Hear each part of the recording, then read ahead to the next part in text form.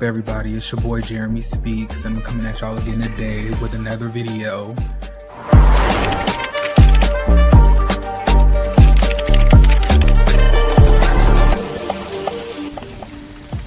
I ain't gonna even hold you.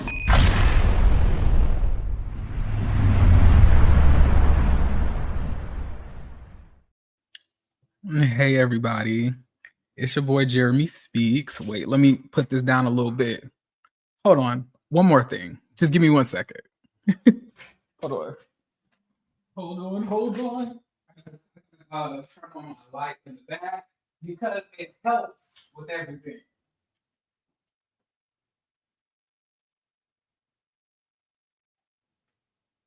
All right, y'all. All right, I'm back. Whew. Well, it's been a while, huh? Well, it really is not. It really has not been a while. I just uploaded last week, but I have not, I have not done the uploaded content. I was actually about to do a little post for y'all to let you know what was going on and why why the video was not up, for the last week's review, like I had promised. That Friday was my boyfriend's his birthday, and then the weekend on Saturday I had to go to his cheer competition, and that lasted from 10:30 a.m. to literally 6 p.m. Like, I was exhausted by the time I came back. And then on Sunday was we had to go to a birthday dinner at his parents' place, and then we were there until like 9 or 10 p.m. and I just didn't find any time. I could not. So what I'm gonna do is I'm gonna take I started doing the editing for it, by the way, but what I'm gonna do is I'm gonna finish editing last week's review, and then I'm going to edit this week's review, and I'm going to put them together and upload them as one combined review. Okay? Does that make sense? Oh, thank y'all, by the way. Yeah. Yesterday I woke up. Child, my throat was closed up. It was closed up. For a minute, I thought I had that Pangea. But I did not. So I ended up drinking a lot of tea and stuff like that. I ended up going to bed. Watched some anime before I went to sleep, and then I ended up, feeling better the next day. So yeah. But y'all ain't come to hear about all of that, right? Y'all didn't come to hear about all of that. Y'all want to hear me talk about these ratchet ass reality shows. That's what y'all really want. And I know that's what you're here for. By the way, like the video. Okay? Make sure you do that. Because I'm gonna be working my ass off tonight, because I have a whole panel to do tonight with Scotty, Tremel, and Carl and them. So please. Oh yeah. Okay. Thank you for asking about my hand. Look, y'all got me. Y'all like, okay. So I actually had my doctor's appointment today at 11:30, right? And I was really nervous about it because I had to get the MRI for it. And they were trying to see if I had osteolytis, meaning, bone infection for my finger.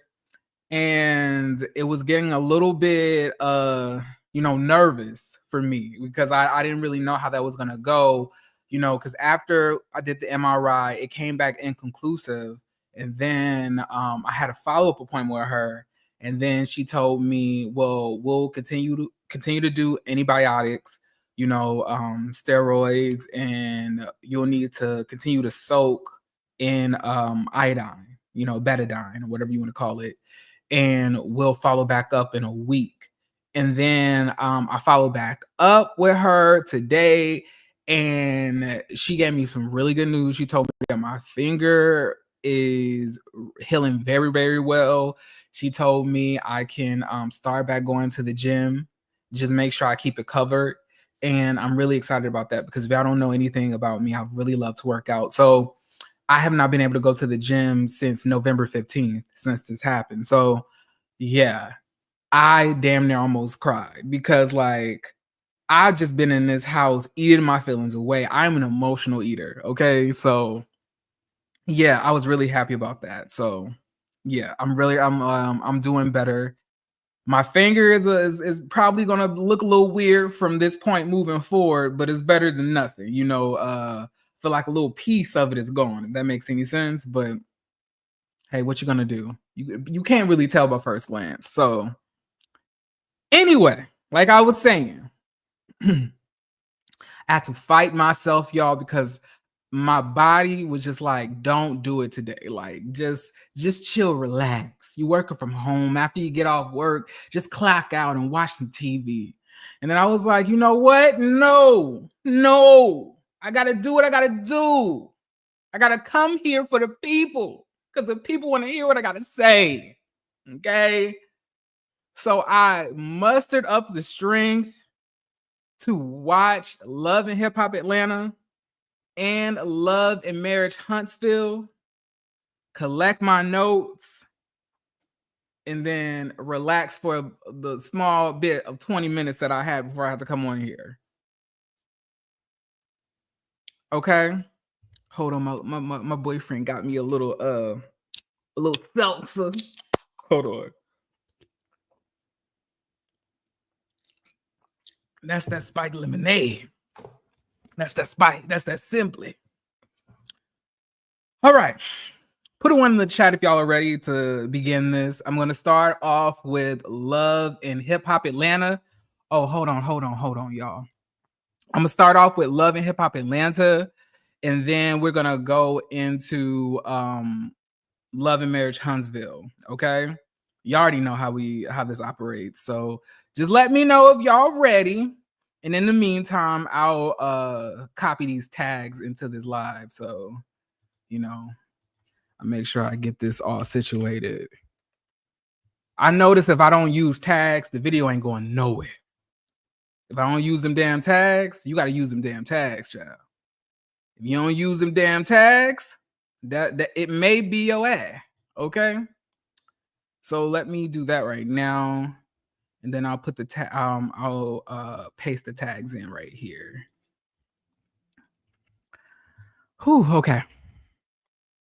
And then I'll did I check that? Okay, no. All right, cool. All right, so let's get started because I feel like I have a lot of ones. All right. So let me get my handy dandy notebook. Okay. Child, here we go. All right. So the episode starts with a whole bunch of different scenes and clips and things like that. I can't really keep track with all of the various random clips before we enter into the main scene that we're going into, but I'm just going to go in straight into the main scenes. I'm not, going to be speaking about Amy doing workout material and Sierra mama forwarding her the voicemail. So we're going to continue with each of the main scenes. Okay. So the band, Sierra and Zel meet up for dinner, right?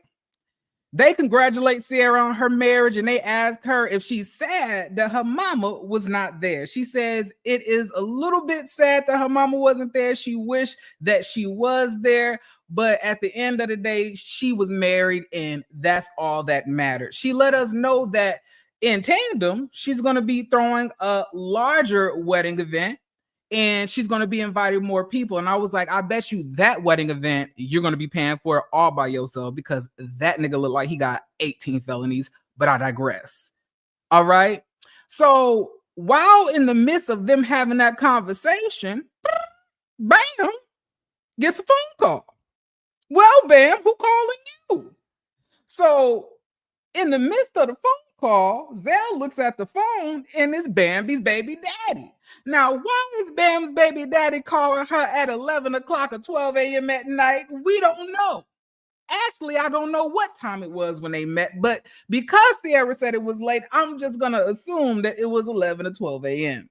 11 p.m. or 12 a.m., right? And Sierra asks her, so why is your baby daddy calling you at late at night? Bambi is chuckling, giggling for the kids. Because Bambi kind of looked like a horse, but I'm not gonna go there. But like she said, for the kids. And I'm like,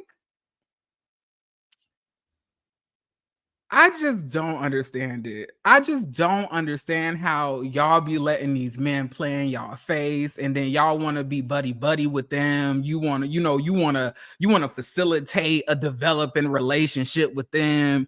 I don't understand it. But Zel takes the phone while the call is going on, and he acts like he's somebody else, right?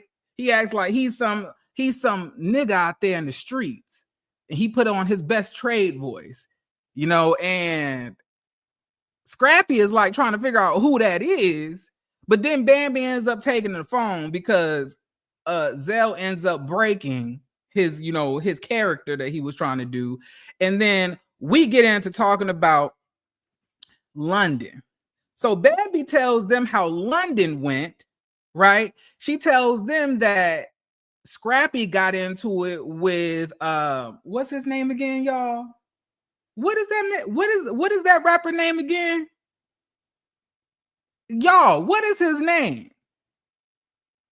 I can't remember what his name is, but I know he's from Atlanta. Not Atlanta, he's from Miami. What is his name, y'all? Y'all tell me. I can't keep up with these people. Y'all, look, no, he didn't throw a drink at Lil Zane. He didn't throw a drink at Lil Zane. Chaotic. There we go. Thank you, Universal Soul Goddess. I was like, cause I was like, I only know about Miami, but I can't put my finger on what his name is. Child, I'm so old at this point.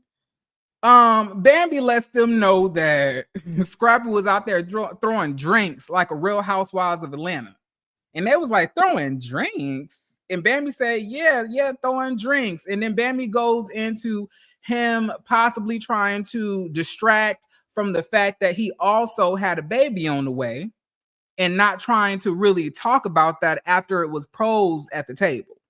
Okay. So next thing we talk about, Zel and his baby mama comes up. So Zel gets into how his relationship with Santana is affecting his relationship with Brianna, and that Santana's antics is making her feel some type of way.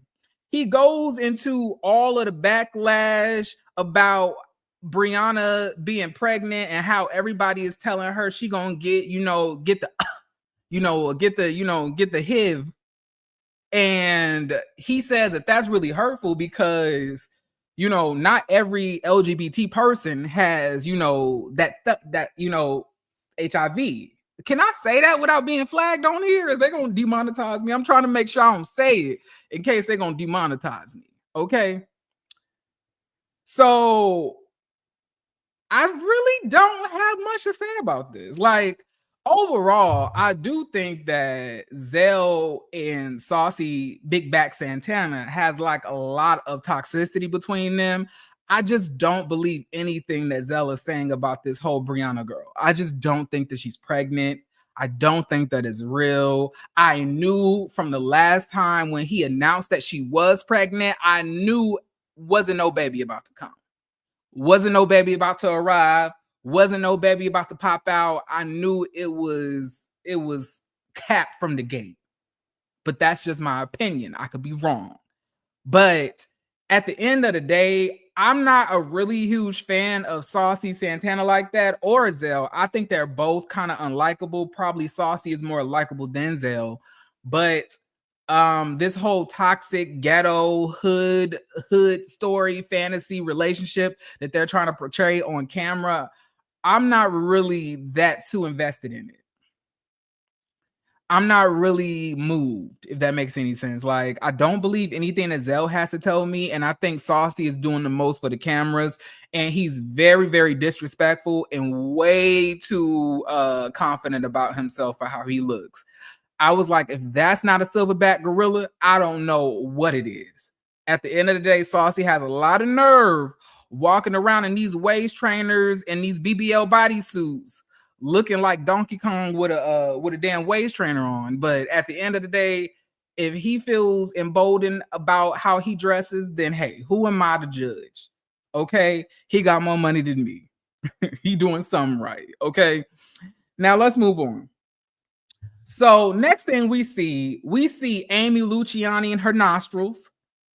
She's walking through the door, and I was like, damn, what's all of that huffing coming from? I was like, oh, that's Amy Luciani's nostrils coming through the door. And little do we know, we're seeing little Ashley, little high voice Ashley, And we see that Amy Luciani is ready to meet up with her to go over everything that had happened in London. So Ashley tells us that leading up to London, she sent her son to go live with his dad, right? Because things were getting very toxic between her and Zane.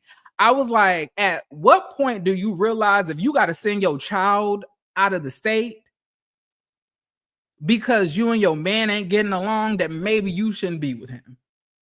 But this is Love and Hip Hop Atlanta, and bitches' brains and minds and self-esteem are in the nether realm region, so I can't really expect too much. Okay, but let's continue. So she says that Zane has been stepping it up lately, and they got a DNA test on the baby, and the baby ain't his. All right, so Amy sits down at the table with Ashley. Amy also has her hair slicked back in like some type of like little bun or ponytail. I was like, baby, with that hair slicked back, Amy looked like a Ninja Turtle. It was given Ninja Turtle. Like, it was heavy on the Raphael, with her hair slicked back like that. I don't know. Amy is a very pretty lady, but she just got some strong features about herself. Strong nostrils, strong face, strong jawline, just a strong hoe. You know what I'm saying? And she looked like she could play a good, basketball game with you. Like, she'll beat your ass in a 3-point game. No cap, no cap. Which is not surprising to me that she ended up, getting with Dwight Howard, because I was like, now both y'all can, play love and basketball together, dunk on each other's foreheads and shit like that, because both y'all could damn near reach the rim at this point. So, lovely family.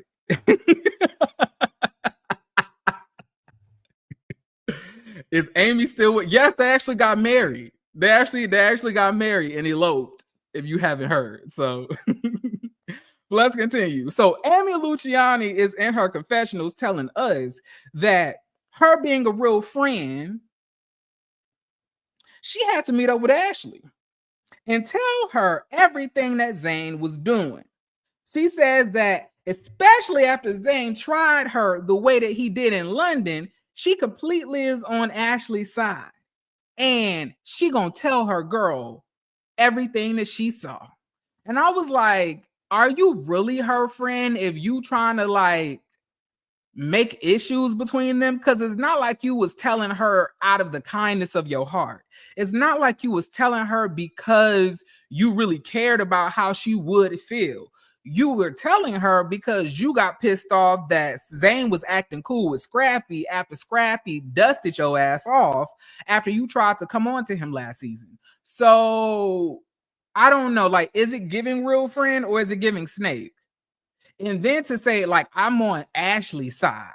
So I'm like, in a relationship, to me, I don't really look at it as having a side. I look at it as two people going at it. When somebody says, like, I'm on Ashley's side, I'm on Zane's side, it's like two people headbutting. You know what I'm saying? So if you trying to care for her and make sure that she's good, why are you delivering the message off the fact that you and Zane got into it in London rather than this is your friend and her man was acting up? You shouldn't even mention what you and Zane had in London if you truthfully cared about Ashley. But we all know Amy is a weird ass bitch. So I don't expect too much from Amy. Okay. So Amy says that Zane was doing a lot of flirting and he thinks that he's Scrappy, but the difference is Scrappy is single. She tells Ashley that he was flirting real heavy with that Lisa Mercedes girl. Y'all, am I tripping, or did y'all think that Lisa Mercedes was trans? When I first seen her pop up, I thought that Lisa Mercedes was a trans woman. Now, it's no issue or anything else if she is, you know, power to my community, of course. But I could have swore that was a trans woman. Is nobody questioning that? Like, was she cisgendered or is she trans? But then again, you know, Spice is Jamaican and Jamaican hate gay people. So I don't know. Maybe she is cisgender, but I can't tell. You know, at the end of the day, who cares? But I was just wanting to know if it was just me that thought that when they first seen this Lisa Mercedes girl pop up, because I was like, is that a trans woman? But all right. But she basically pulls up this video that Scrap took of, you know, of Lisa Mercedes and Lil Zane in some type of limousine or some type of car, I guess, holding hands, feeling on each other and stuff like that. And he posted it somewhere. And Ashley is keeping a good, strong face in front of, you know, in front of Amy. But she says that when she gets home, she's really going to have to address this because she's confused because Zane has been acting like he's getting his stuff together. And I was like, girl, that man has not been acting like he's getting shit together. What are you talking about? When you were on the phone and he was in London and they were talking to you, he had already said, I haven't done anything yet. Scrappy had already let you know, kind of, sort of, that he was on some fuck shit. So when did he start getting his shit together? Like, how long have they came home? How long has the gang been back? Because what are you basing this off of? Like, mind you, if he has been getting his shit together and y'all in a good space now, based on what you're saying, why haven't you gotten your child? Maybe he spent times with his, you know, with the dad and the mom equally, but the way that you made it sound when you brought up your own son, you said that you sent your son to go live with his dad because you and Zane are like having some toxicity going on. But if he's been rebounding and proving and showing and telling, and you're completely happy with all of the stuff that he has, you know, shown you, why haven't you gotten your child? Is it because everything that you're saying is some bullshit and you and Zane are playing in our fucking face? I believe so. I don't believe shit that Zane and Ashley are coming to us talking about. Amy's just nasty and stupid. Damn. Y'all really don't like her, do you? Let's continue. So we see Bambi meeting up with Scrap and the kids. Okay. And Scrappy says that him and Bam got into it in London and they've been trying to do their co-parenting shit. They're on the same team and he can't be happier that they can be in a good place and take care of the Chiz naives. Okay.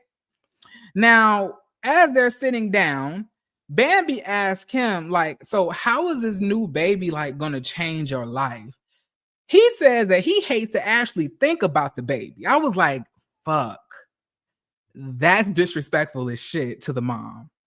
But Scrappy ain't shit anyway, so obviously I don't expect her to think much of this man.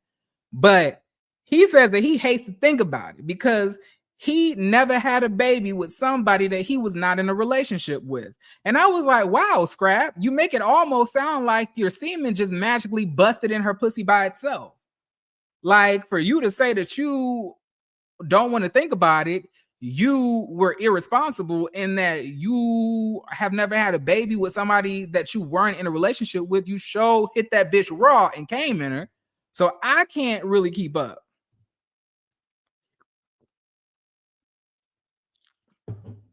He was just acting like his semen magically got into this girl. Like, damn, I probably shouldn't have left that semen out. Like, no, you fucked her raw, busted in her. What was you expecting her to, like, what were you expecting? But anyway, Bambi tells Scrap that he needs to tell the kids that he has a child on the way. Scrappy is acting like he does not want to talk about the new child to the kids. And Bambi is like, well, you're going to have to, because your children deserve to know. Not only that, but you shouldn't want to just spring this on them as a surprise. You should tell them and let them know. Scrappy, I don't understand why you're so hesitant about telling them about this kid, but you weren't hesitant about fucking some stranger bitch raw in the middle of a threesome with two women who you didn't even know, knowing that kids come from semen and coochies, but you want to act like you scared and shook to tell your kids that you fucked around and got some random hoe pregnant. How does that work? Explain that to me. So next thing we see, okay, we see Zel and Brianna meet up. Child, Zel says that after the news of their baby came out, it's been rocky, right? He says that Santana and the internet has been stressing Brianna the fuck out, which I am not surprised about, because Santana is like those stereotypical gays that the women always talk about that's trying to compete with them. That's the nigga that's trying to compete with y'all. Y'all always want to act like just regular ass gay niggas like me. Well, I ain't gay, I'm pansexual, but for example, like Chef Don Don, Scotty, T, like they trying to compete with you. When no, it's really bitches like Santana that's doing that. The ones that's getting the BBLs, the ones that's wearing, women's clothes, trying to say that they look better than you with a big back. This is what competition looks like. It ain't me. Okay, I'm letting you know that. This is the nigga over here. All right. But Santana, he's very nasty. Especially he was picking at that woman while she was pregnant. Now, I told y'all I don't believe any of this shit, right? But based on this being a review, I'm going to act like it's real. And I'm going to try to review it like I believe it. Okay, so let's continue this. So she says that she has been dealing with a lot of backlash and bullying happening from the internet and his ex. She says that he needed to check his ex, but she don't feel that he has. Santana's like, well, I can't really check him and tell him what to do. That's a grown ass, big back ass man. That nigga look like he could bench press 320. What you want me to do?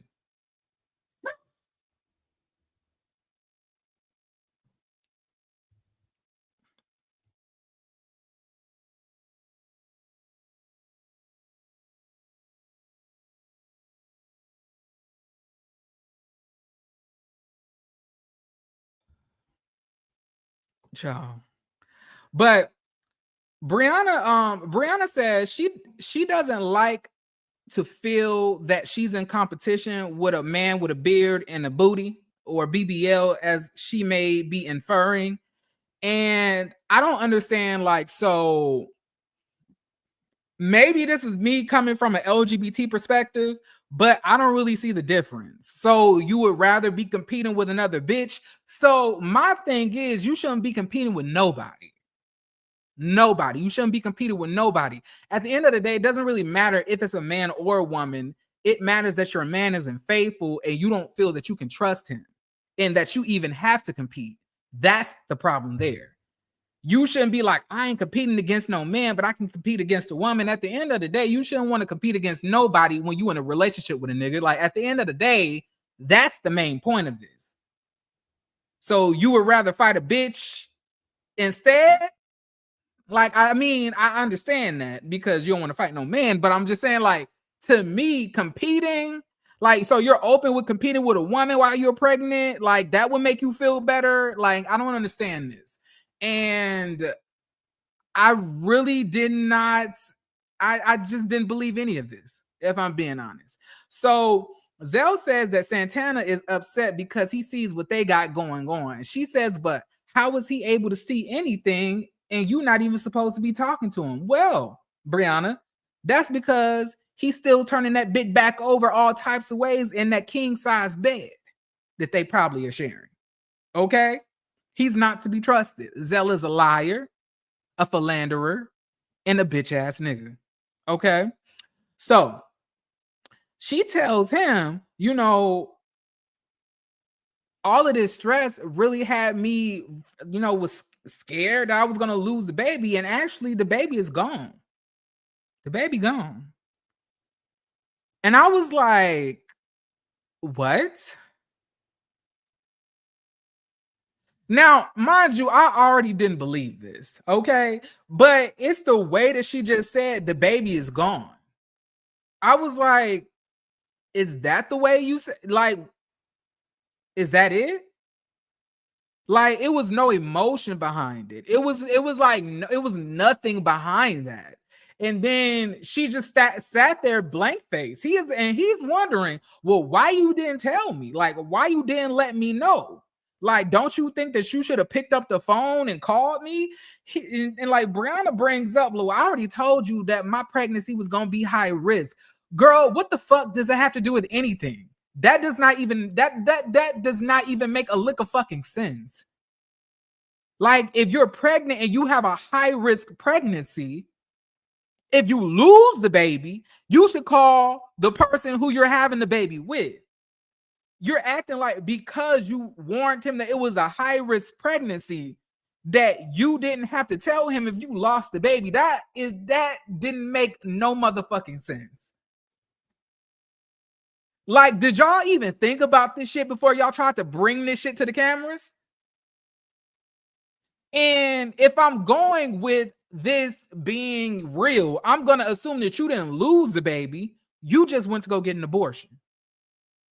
That's what it's giving. You slaughter gang that baby, which is fine.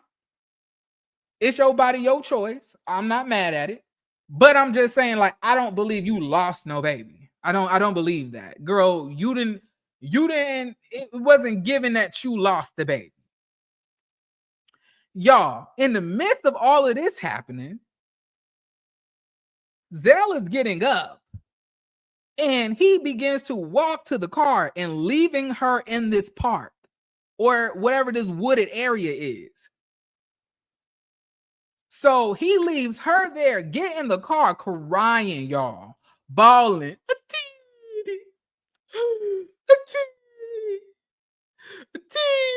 You know, and then I'm thinking that this nigga calling his mama. I'm thinking that this nigga calling his sister. I'm thinking that this nigga calling his best friend. I'm thinking that this nigga calling somebody else. Why the first person this nigga called is Saucy Santana? I said, you know what? I said, what is this? What is happening? What's going on? So you want me to believe, Zel, that you got Brianna pregnant. She lost the baby because of stress between you and your ex and the internet. And you wanted her to know that she had you and that you were in a relationship with her and you was prepared to move out of the state. You was prepared to, you know, cut the cameras. We ain't got to do nothing with the cameras. You was prepared to do all of that. And the moment that this woman said that she miscarried, you left her in a park by herself, hopped in a car, cried, and then called your ex, who you literally was telling her that you don't even fuck with or are chasing.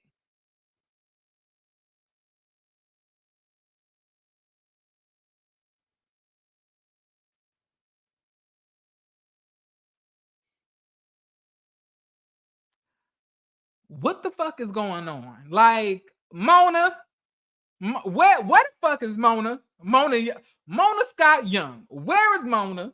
Because I know Mona would have cooked up some better shit than this. Mona would have had these storylines right. Okay, she would have had placement. She would have had lights. She would have had sound bar. She would have, you know, it would have been a production.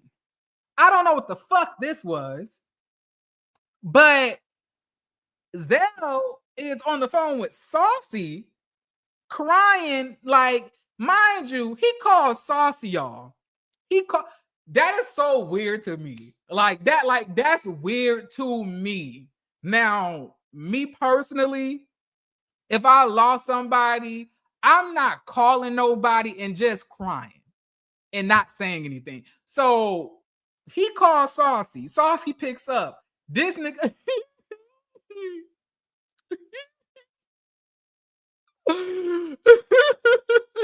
Oh, no, Lord, let it don't be this, Lord. And mind you, he's acting like he's crying, and Saucy's like, hello? Hello? Hello? Is anybody there? Hello? Can you hear me? Hello? Hello? Hello? Hello? Hello? Can you hear me? And I'm like, this is ridiculous. This is ridiculous. Y'all not even trying. Saucy ain't even trying. I remember a time when I used to really believe that the shit that went on in Love and Hip Hop Atlanta was some real ass shit. But as of late, it's not giving realistic. Okay. I just don't believe anything that Zel and Saucy had going on. I just don't believe any of this. Okay? Like, I just don't.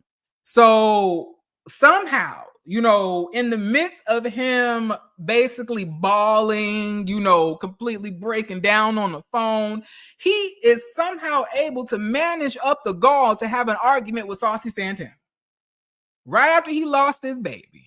Right after he left the baby mama in the park by herself and drove off and called his ex. Right after he called Saucy Santana crying like a bitch who lost everything. He's able to suck that shit up real fast and then tell Saucy it's his fault. It's your fault. My girl lost her baby. It's your fault. Saucy is like, how is it my fault? Like, what I got to do with that? Likes and pictures and stuff like that ain't gonna make you lose no baby. Like, at the end of the day, you got me fucked up. Like, Saucy didn't have no remorse, but I don't expect Saucy to have any remorse in this situation because it's not real. The way that Saucy reacted in this scene about him losing the child was really fucked up if it was real. And I just don't believe that Saucy and Zel are really in a relationship like that. Do I believe they could have fucked a couple of times? Yes.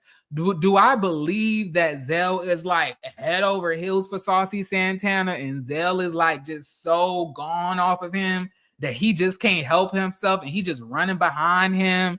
I just don't believe that.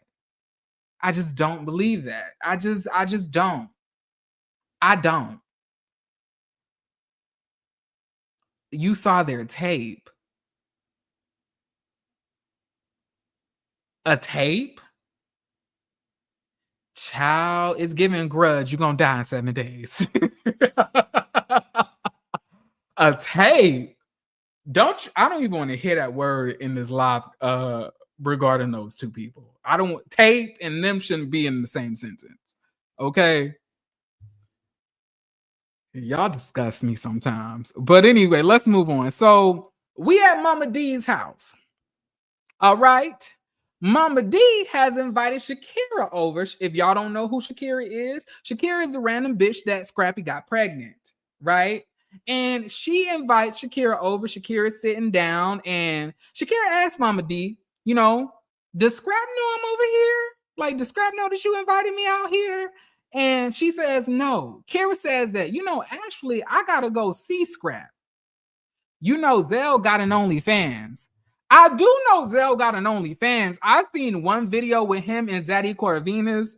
You wouldn't know who that is because I'm, you're not gay. But it is some women that like to watch that kind of, that kind of stuff like man on man. I know a lot of women are into that. but I didn't know if you knew who that was. But I seen a tape with him, and I know they did a video, but I didn't know that. I do. He's my favorite. Y'all nasty. Oh my god! Yeah, like y'all like to watch men hunch on each other? Oh, okay. Listen, go ahead. Okay. Listen, it's a whole new world. A new fantastic point of view. You know?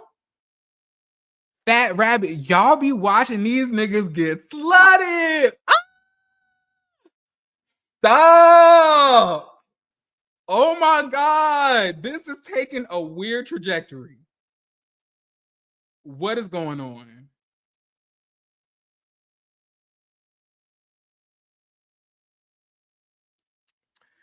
Now, if y'all know who Masked Bandit is, then y'all really nasty. If y'all know who Masked Bandit is, oh my god, it's crazy. Like I can't. Like y'all out here just okay. I don't. At the end of the day, I'm LGBT, so I'm not really mad or like bothered, but I'm just like, it's very interesting to hear some of y'all say that y'all like to watch, gay corn. I wasn't expecting that. I follow him on Twitter and Mr. Bolden. Girl, what is going on? Why y'all? I'ma just move on. I'ma just move on, but like, go off, sis. I support you. Okay. I don't know how did we get here? Okay. Lee, they know the names like Mr. Bolden, not Mr. Bolden. Like, I really can't. But go off. I would really love to know. Pause. So what about it? Like, can I ask? So what about it do y'all like? I don't know, but can we get back to the? Okay, yeah. I'm sorry, I'm getting off. But that's very interesting. I would really love to know what drives y'all to want to watch gay corn.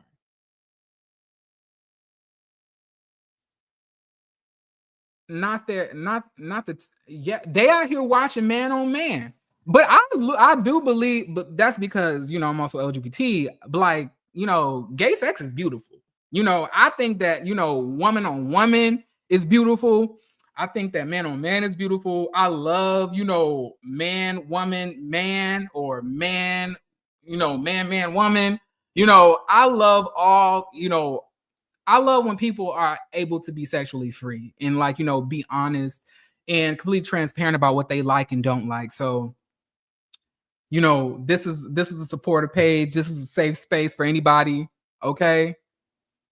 But yeah, I just would really want to pick your brain and understand what about it drives you to it. All right, so let's move on. So Mama D invited Scrappy's new baby mama over, Shakira. Shakira asked Mama D if she told Scrappy that she had flown down here and was staying with her. Mama D says no.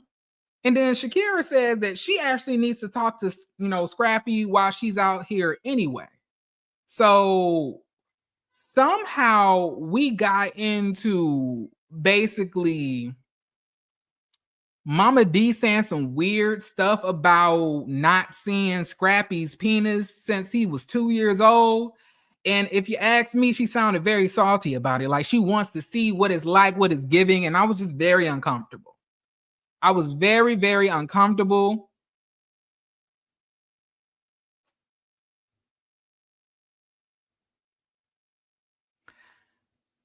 It's not a safe place to judge.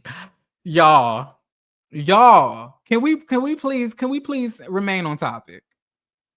I promise y'all, if y'all go over to Scotty's page at 8, I'm doing the panel with him around 8:15 or 9, whichever time that the chasing panel is going to be happening. please bring the conversation over there to Scotty's page, okay? You know, I think that would be a great. Hold on, let me put this cat up. Hold on. Because what you're not gonna do is continue to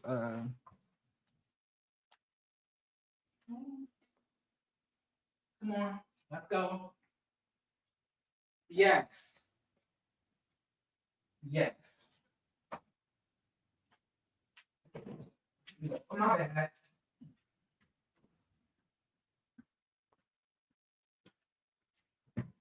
Child. All right. So let's continue. All right, I'm about to get back into this one more time and then we're gonna move on. Okay. No more distractions.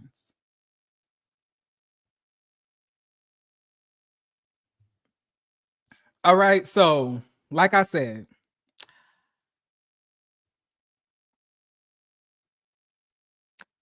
Shakira meets up with Mama D. Scrap apparently does not know that she's there. You know, Mama D didn't tell Scrap that, that she's there. Mama D says that she's happy about her coming over, right? Kira says that she's 25 weeks pregnant and Mama D wants to throw her a baby shower. She says, yeah, but I just want you to know that I'm the one having a baby. It's my baby. And one thing I will say that I really did like, I think that Shakira has a very nice personality from what we see now. For you to let a complete, bum nigga bust in you, you have to have some type of weird personality quirk that I just don't feel like we've come to terms with yet. But I feel like it will rear itself pretty soon. But so far, I think that she's a little refreshing. And I was like, she got a nice personality. I think I like her. So I just don't, I don't know yet. But one thing that she made to mention was that she had a job, that she had a car, that she had her own place, that she has a business that she's been running for 7 years, and that she is college educated. And then Mama D says, well, I appreciate you being college educated because I'm used to bitches lying about their degrees. And then it snaps to Bambi pulling out this paper from DeVry University.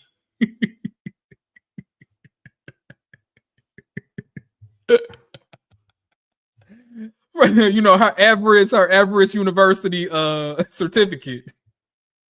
Talk about it. She went to college.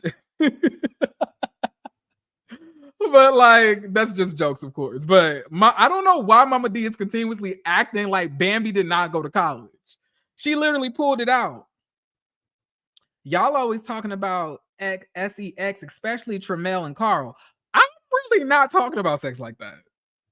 I'm really not.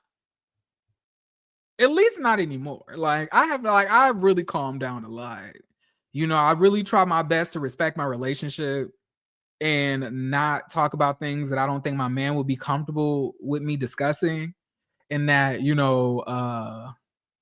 I don't feel comfortable discussing in the midst of me being in a relationship. So I try nowadays to scurry from those type of conversations. Okay.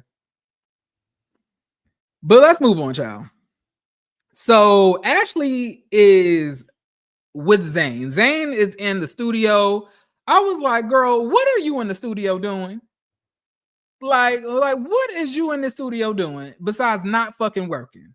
You know damn well that your ass ain't made no music in I don't know how long. So what is you doing in the studio? Is my question. What's going to be the product from this? And it looked like I couldn't tell if it was a studio or a studio downstairs in the basement. Now, I think it was downstairs in the basement because Ashley brought down his clothes and said that she feels that he's going to be staying in there for a while. So she brought down his clothes. And I was like, so this nigga got a studio in his basement, but hasn't released no music. So what are you doing in this studio? How much did it cost you to put together this studio? So Ashley says that Amy Amy talked to her, and that, it was a lot of stuff that she found out about London. And she says, "What do you have to tell me about London? I'm going to ask you once." I was like, "Okay, mom, like, chill out. like, what are you going to do?" But he says nothing happened in London. He was so drunk that he don't really remember much happening. So she decides to pull up a video of him and Mercedes, and he begins to lie, say that none of that existed, and then he goes on to say in the confessional that it is completely taking him aback how Ashley is accusing him of doing inappropriate things in London. He would never do that. Child, why the fuck did the producer, from the back of the motherfucking camera, y'all, from the back of the camera, not the front, but the back, said, "Well, you were touching and filling up all on Lisa Mercedes, and then you did have a random lady, giving you a lap dance and sitting in your lap." He was like, "Nah, look, I ain't had no random lady sitting in my lap." And then, like, he didn't really have, like, no other rebuffs for what the producer really had to say. So I was like, what? It's giving that both of y'all are in on this and y'all are playing in my face. Because she goes on to say, in the midst of him basically laughing in her face, "Stop laughing. That's why you think I'm a motherfucking joke." I was like, "Actually, you are a joke. You are a joke, and the fact that you're still with him in the house and your child is out of the house with his dad is the punchline. The fact that he's here but your child is not is the punchline to the joke that you are."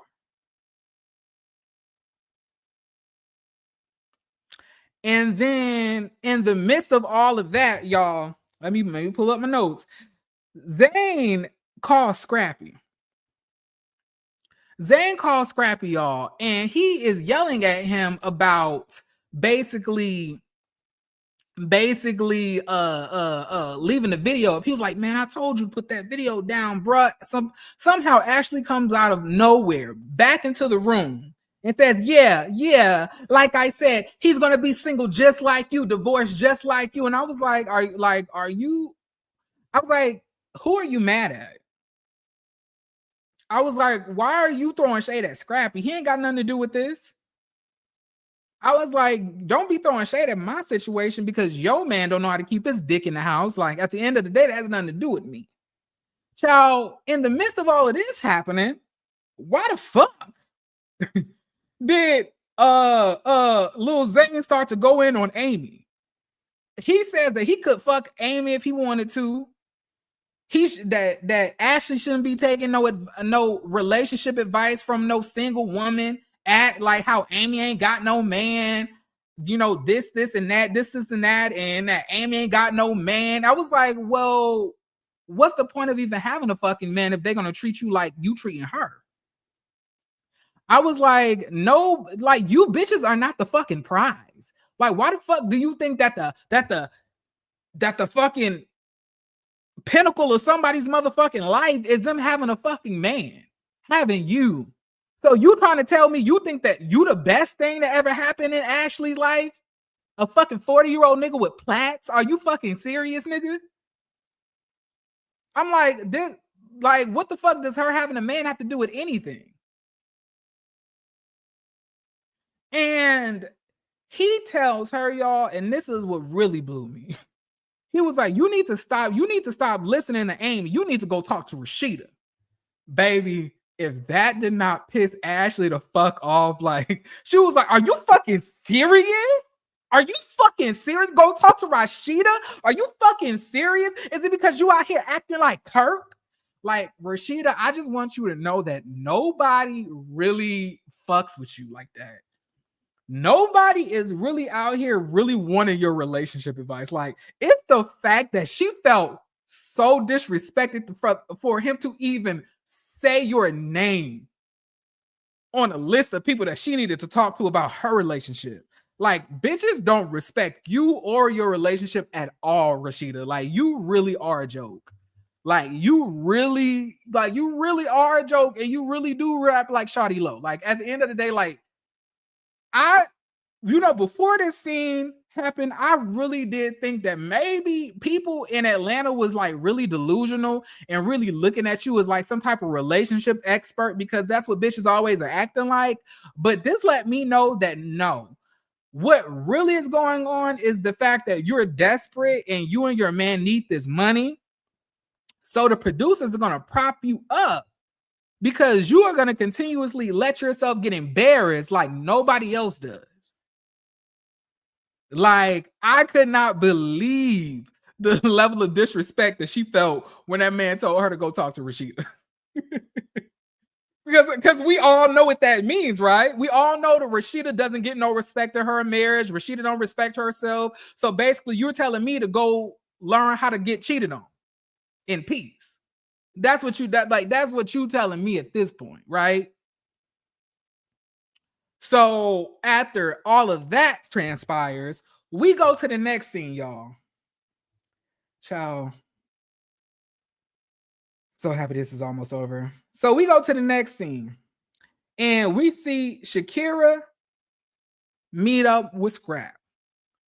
Like, Shakira come through the door, and I swear her pussy juices was leaking all over the ground, because all she could say was like, "Oh my God, like, Scrap, like, you look sexy as fuck. Like, oh my goodness. Like, if I wasn't having your baby, I'd have your baby." Like, I was like, Shakira, like, stand up. Be strong, Shakira. I know that this is a sexy ass, thick, muscular, football built, cornbread eating looking ass nigga. But you gotta be strong. Okay, you gotta be strong, Shakira. You can't let him know that he can have it like that. If you really want the nigga to fuck you like a slut, you really gotta act like you don't want it. Like, you gotta act like you really don't want to even be around him. Like, hey, Scrap. So after the baby come, like, we could have the test, and that'll be that. I promise you, he like, if you do that, he'll try to fuck the wig off your head. Niggas like a challenge. Niggas like something that they can conquer. If they feel that you gonna just give them the cooch, then they're not gonna do anything else. They're not gonna put no effort in it. They're gonna just come to it when they want to. Because at the end of the day, easy cooch is not fun. Because what's the fun in it if we ain't conquering it? What's the fun in it if we don't have to fight for it? What's the fun in it if we don't have to, we don't have to work for it? That's what it's giving. They're gonna fuck you, but it's not gonna be as good as they gonna fuck the bitch that they have to work for. You know what I'm saying? So yeah. But she basically is telling him that, she was nervous to tell him that she was pregnant. He said, "You nervous to tell me you was pregnant, but are you also nervous about, having that DNA test because you haven't, agreed to doing that?" She says, "Well, I do agree to having a DNA test, but I want to have it, after the baby is here, because if you have it while the baby is in, in my body, it's going to complicate the pregnancy potentially, possibly put the baby's life at risk." He said, "Okay, y'all, I really don't know the word to describe the energy that Scrappy had in this scene. But I would say the word that comes to mind is uncomfortable. And a small part of me feels maybe a little bit of disgust as well that he was feeling. Like, I don't know. Like, I feel that he was completely uncomfortable when he was talking to her. It didn't feel like, like the Skriz naive that we all used to, It just felt a little off, the conversation between those two. So she tells him that his mama flew her out there and that she's also throwing her baby shower. He says, "Ashley, I want to talk to you about that mama thing." he says that, would you like to meet, my baby mamas? Like, would you like to do that? Like y'all, it was just the awkwardness of this scene was just making me uncomfortable. I was like, I don't want to be here. Like, can somebody, can we move on, please? Like, it was like Scrappy was just so uncomfortable. I've never seen him like that. And I was like, why is he looking like that? Like, is he, hey Diva, like, y'all in the comment tell me what y'all think. Like, what's the word that you would describe Scrappy acting like in this scene? Because it just seemed to me that he was either disgusted or uncomfortable. And like, mind you, Shakira is just so happy. Shakira is just so happy to have this man child. Like, he brings up that, he thinks that his baby mamas is cool, but like, he not really sure if they'll get into it or not, but he thinks they cool. And she says, well, are they cool like me? He was like, yeah, I think they cool, yeah, they cool. And he says that, but they, they might act a certain way, but I can't really tell you if they will or won't. She says that, well, I can understand that because they got trauma with you, but it's only been fun with me and you. Like, we ain't got no trauma. And I was like, Shakira, it's giving thirsty. It's giving real thirsty. It's giving, did he even eat your coochie? I guarantee you that man just climbed on top of you and humped you like a dog. Like, I know he didn't eat that. I know he didn't eat that cat. Ain't no way he ate that cat. Ain't no way he ate that cat. Ain't no way. I don't believe it. I don't believe it. I believe that man just climbed on top of you after he got done doing it with one girl and just did you for the rest. And you just happy to be here.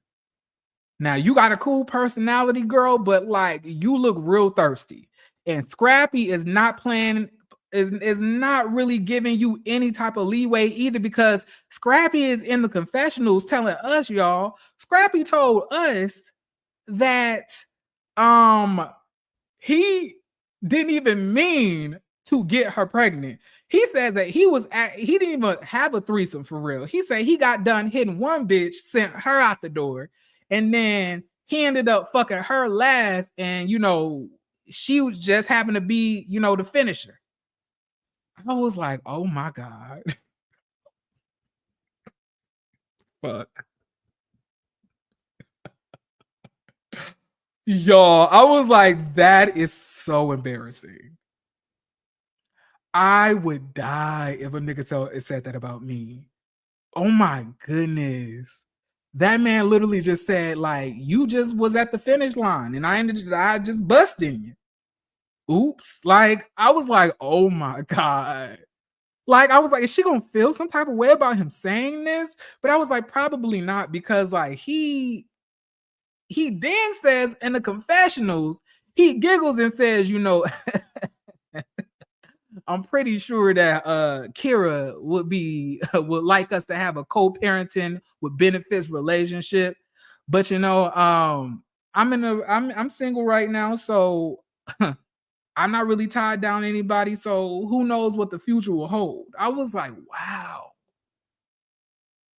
Scrappy is really dogging this bitch out. Oh my goodness. Like, he is really just making her seem like she just hungry for his dick. That she just take whatever he'll give her. Like, I was like, wow, Scrap, you ain't shit. Like, Kira, you ain't shit, but Scrappy, you really ain't shit. Like, if this is the mother of your child, if this is the mother of your child, how could you talk about her like this on nationally syndicated television? I guess people don't use protection anymore. To be honest, fucking raw feels better. Like, let's be honest here. Like, nobody likes condoms. So I'm not surprised by that. It's more so that if you're gonna fuck raw, then you should be prepared to either have a baby, or you should have the precautionary measures, fixed up to where you don't get somebody pregnant and you won't catch an STD. Mind you, being like well, in the gay community, in the LGBT community, we're very knowledgeable on how to operate having unprotected sex while also being completely safe. Now, do I walk around having unprotected sex with people? That is not my ministry, but I'm just letting you know that I'm also educated. You know, PrEP is out there in case. So if you take PrEP, you know, each day it'll prevent you from, you know, contracting HIV. You know, they also have a shot that you could take every 2 months. That's what I'm on. And that prevents HIV as well. 100% success rate. Success rate. Also, they have PEP in case you basically didn't take PrEP before, or you weren't on PrEP, but you had unprotected sex. You could take that afterwards within 72 hours to avoid having, you know, HIV, or to try to mitigate or minimize the possibility or risk of you contracting it. Or you can, and then you can also do this thing called, I forgot the name of it, but it's also called post exposure. So basically, right after you have sex with somebody, you could take I think either 2 or 1 tablets, and it'll prevent you from contracting syphilis, gonorrhea, chlamydia. You know, but needless to say, me bringing all of this up is it's so many ways to protect yourself. It's so many, and then also getting a vasectomy to avoid pregnancy, of course. But it's so many ways to avoid these things happening. And like, you know, I don't really think the problem is unprotected sex exactly. I just think that they're not doing what they need to be doing if they want to have unprotected sex, because a lot of people don't like the way educated, unprotected. Some people don't like how protected sex feels. You know what I'm saying? Exactly. These guys want unprotected sex with women the first night, knowing they don't care about a woman's body. Absolutely. That's true. But yeah, and this goes for women too. Like, y'all can take this shit as well. Like, hey, if y'all want to like have a you know, friendly pussy night, I don't judge. But you know, it is a whole lot of measures out here to avoid, you know, pregnancy and avoid any type of STD transmissions. You know, you got PrEP, you know, you got the aptitude shots. Like I told you, you know, you also have like the pills you can take within 72 hours to avoid syphilis, gonorrhea, and chlamydia. Like, you could walk out here being protected, but like, I'm just saying, like, be informed. Okay, I'm not here to shame anybody's, you know, kink or stuff like that. Scrappy talked about his other baby mamas, but like the way that he talked about her though was so disrespectful, y'all. It was disrespectful. It was disrespectful. It was disrespectful. Now, moving on. So, next thing we see Saucy and Zel. Okay. Now, Saucy says that Zel is lying, that he acted like he really wanted this girl, and he told him that I'm only with her for the baby. You know, I don't really want to be with her. I love you. I want to be with you. And he's saying all of this to him, while also outside of him and Brianna, he's out there fucking niggas unprotected in some type of villa in like another country. He says that's crazy. And I was like, well, that is crazy. I'm not gonna lie. I was like, y'all, I don't really believe anything in this scene that had happened. I was so confused. I would like the argument that was going on didn't make sense. Like, at one point, Zel said it's Scrappy's fault, not Scrappy, but Zel said it is Saucy's fault for, you know, his baby being lost. And Saucy said, how is my fault? And Zel lets him know, because of all the stuff that you were saying on social media and the stuff that you said at the at the baby shower. And she was like, but the girl wasn't there. I didn't tell her that. He said, I told her. I was like, well, why would you tell her if you don't want her to be stressed? Why would you tell the baby mama that's currently carrying your child in high risk if that's what she really told you. Why would you tell her all the fucked up shit that you and Zel got going on and the fucked up shit that Saucy is saying about her? Like that, none of this makes sense to me. I really didn't understand any of this.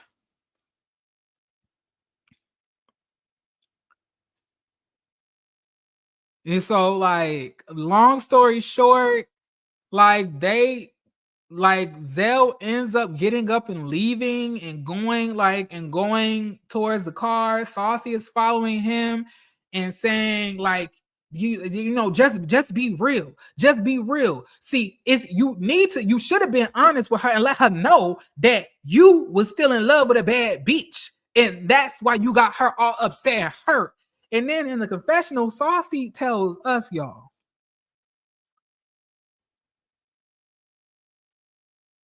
Saucy tells us that if he was Brianna and he found out that her man was talking to a material girl, that he would have a heart attack too. Sorry, Buki. I was like,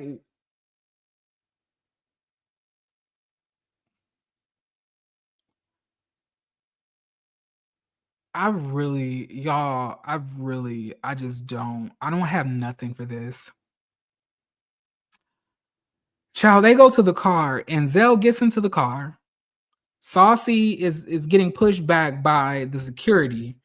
And in the midst of Saucy getting pushed back, Zel look like a KFC dinner in his face. And I'm just like, wow. This is so toxic and stupid. Y'all, that's it for the Love and Hip Hop Atlanta review. That's all I really have for y'all. Like, most of this shit felt fake. Most of it was some bullshit, and I really was not fucking with it like that. So yeah. Yeah, I really want somebody to tell Saucy that I don't know. Like, I don't believe anybody is ugly.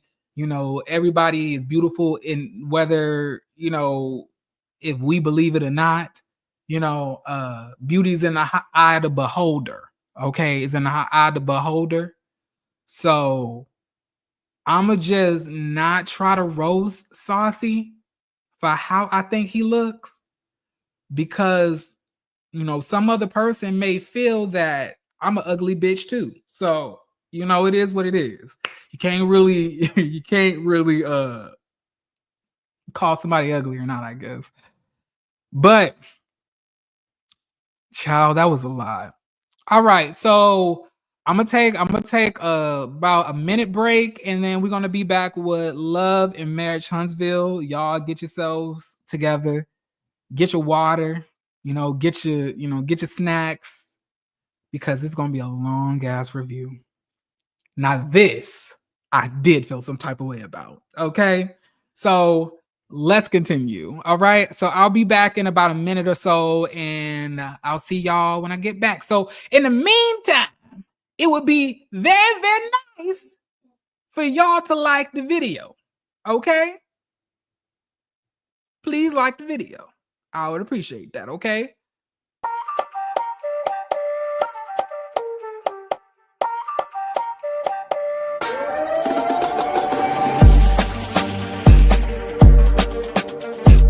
What's up, everybody? It's your boy Jeremy Speaks, and I'm coming at y'all again today with another video.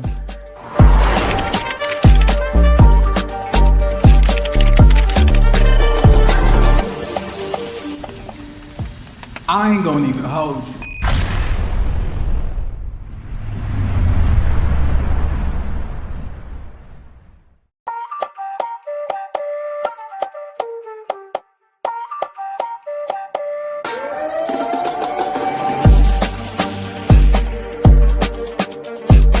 What's up, everybody? It's your boy Jeremy Speaks, and I'm coming at y'all again today with another video.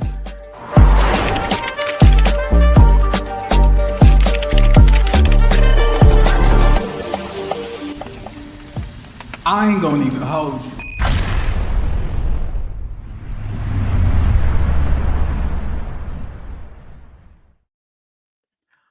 Well.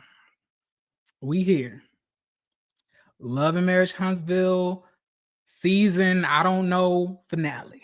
Finally, we made it here. I feel very blessed that I have made it thus far into this. Okay, we still gonna have a lot of episodes to go, apparently, because they also have a reunion coming up right after this. I believe it's not gonna be like a break between a reunion and an episode. So pretty sure next week is gonna be the reunion, and then that's gonna be very explosive as well. But needless to say, let's continue. So I just want to say this.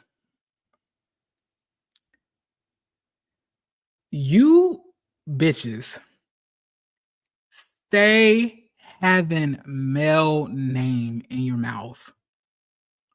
Like, it really did shock me the amount of people in each scene that we went to. Male, male, male, male, male, male, male, male, male. Meow, meow, meow, meow, meow, meow, meow, meow, meow, meow, meow, meow, meow, meow, meow, meow. I was like, how many times are we gonna talk about male? Like, is that all you bitches talk about? Like, y'all have nothing going on. Nothing? Nothing. And it really pains me that if it's not Melody that we talking about, it's Madani. You know what? I told y'all I'm a Dunny damn tired of it. I really cannot come to terms with the fact that you bitches don't have nothing else going on besides having Melody's name in your mouth. I'm gonna just let you know that that's what I noticed in this episode. Second thing I wanted to bring up was Destiny. I'm going to begin in that ass tonight. I promise you I will. I don't give a fuck if I got to give all my energy to this fucking review before I have to go on this panel, but I'm going to eat you bitches up tonight. And Trisha, girl, I'm going to wear your ass out too. And Kimmy. All y'all getting it tonight. I really wish that sometimes I really didn't have to do all of this. I want to pop up, and do a happy review, a little chuckle here, a little chuckle there, but you bitches don't make that very easy for me, do you? Okay. Put a 1 in the chat if you're ready. Put a 1 in the chat if y'all ready, okay? Let me know if y'all are ready for me to begin, okay? Let me know. I see 1. Please let me know how many likes we have on the video. I like the likes should be equivalent to the amount of ones. All right. So let me look in this video and see how many of y'all liked. Oh, damn, 188 of y'all. Sheesh. I appreciate that. Okay, y'all got me. All right, let's continue. So the episode picks up where the last one left off, y'all. We are at this ratchet ass bachelorette party. I was like, where's the fun? Where's the lights? Where's the neon lights? The dim room, the music, the turn up. Like, where is it? I don't see that. It just looked like we in some ladies, corner store restaurant, and we just brought in some motherfucking homely looking strippers, y'all. They before I get into that. So now and Sunny show up. Sunny shows up, Destiny whole face tight. I was like, Destiny, it's so funny how you have all of this mouth to say to Mel about how she needs to act, how she needs to, act like it's Nell's day, it's not her day, it's not about them, it's about her. And you literally showed your whole motherfucking ponytail wearing ass today. Like you are the epitome of somebody that's classless, tasteless, tacky, disgusting. And then to Nell. Nell comes in, y'all. We see her with her daughter and her niece. I was like, so why? What?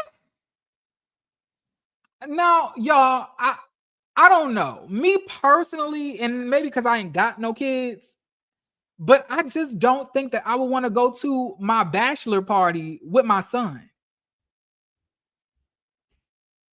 That was really weird to me. I was like, it's a little strange. I was like, I would have invited my friends. I wouldn't have invited my kids and my niece. That's weird, but go off. Child, next thing we see the stripper Angie. Like stripper Angie goes over into the front of the group, and like the bald-headed lady, I guess that was like the owner of the strippers. So I guess she like some weird ass version of what's the name of it? What's the name of it? Uncle Cliff. I guess she was the Uncle Clifford of this scene. And she tells them that they gonna paint Angie. I was like, whoa, why does Angie look like she 2 months pregnant? Was I the only one that saw that? I was like, where did that Destiny, did you buy these strippers off a Groupon? Where the fuck did you get these bitches? I was like, that girl looked like she was pregnant. And the man looked like he was slow. Nothing about that looked sexy to me. We didn't get to see no bulge. We didn't get it was like, I was like, what is this? What is this? But the lady gonna tell Nell, well, you can actually paint the snake on him. I was like, girl, fuck painting the snake. Pull the drawers down and show us the snake. That's what the fucking bachelorette party is supposed to be all about. We don't want to fucking paint no snakes. Take them drawers off, nigga, and show us what we really want to see. That's all I could think about. I was like, why are we painting? I was like, so is this supposed to be like a sipping paint at the back? What? Wackest bachelorette party ever. Wackest one ever. Wackest bachelorette party I think I ever saw. Let's continue, child. So Mel, goes up to Nell and says, hey, Nell, well, I just want to let you know I gotta go. You look beautiful. I love you. Mel leaves, and then we go to the actual painting. So we see Destiny and Sunny painting the same man. Nell ends up joking and saying that, I guess this wouldn't be the first time y'all shared a snake. I was like, Nell. It's all fun and games until bitches are making fun of your relationship struggles, right? So we can joke and laugh about Destiny and Sunny getting cheated on by a fuck nigga, but let's talk about your husband. How many other women was messing with his geriatric snake and you ended up sharing? Let's talk about that. I guarantee you won't be no motherfucking chuckle then, would it? Huh? But you want to make a joke, but you also want to be a mentor, right? It's all fun and games until we talk about y'all fucked up relationships that lasted 30 years for some reason, right? But go off, sis. It's your day. I'm just living in it.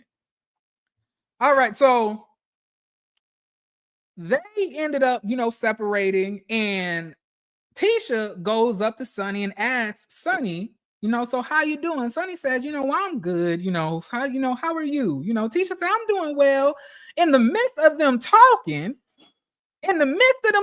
y'all, Destiny walks her wide-hipped ass in between the two of them, looks Tisha in the face and tells her, this gonna make me mad. Or she said something like that. And in the midst of all of that happening, She walks away. And then Sonny tells Tisha, you know, sometimes you just got to hold your friends accountable. You know, they just feel like they just can control and tell you what and what not to do. And, you know, you just got to hold them accountable. You know, this woman has lied on me. This woman has made up lies about me online. She's going on the internet smearing my name. Destiny comes over to where she's at, y'all. And Destiny brings up, how am I, you know, lying on you? And how am I bringing myself into a relationship I ain't got nothing to do with? This relationship does have everything to do with me. And I have a podcast. I have a YouTube channel. I was like, bitch, please. You are not a YouTuber. You motherfucking reality stars love to pop up on YouTube like y'all really about this life until y'all realize how difficult the shit is and how hard it is to be consistent and also be entertaining enough for people to want to watch you. It ain't easy. Bitch, you ain't no YouTuber. You ain't no podcaster. You just a broke ass woman whose store shut down, who's now trying to get money in a cheap ass way in another stream of income. But you're not a YouTuber. You see, you don't care about that. See, now we're talking about YouTubers who are reality stars. I'm talking about chaotic. You know, he be doing YouTube. He on his YouTube shit. We can talk about motherfucking DJ Richie Sky. He was on a reality show on Bravo, ended up, you know, going into YouTube and doing his thing. You know, Simone from Ready to Love, you know, girl, is that legal? She is consistent. She is on all types of platforms doing her thing consistent.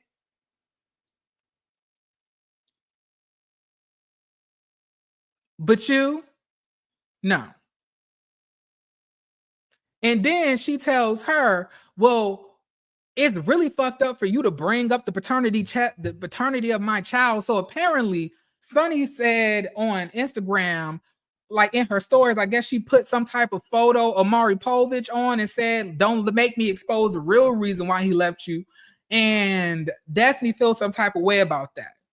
Well, Destiny, you could clear it up right now and let us know the real reason that you guys got divorced. But something tells me you're not going to do that because it's a little bit of truth into that, isn't it?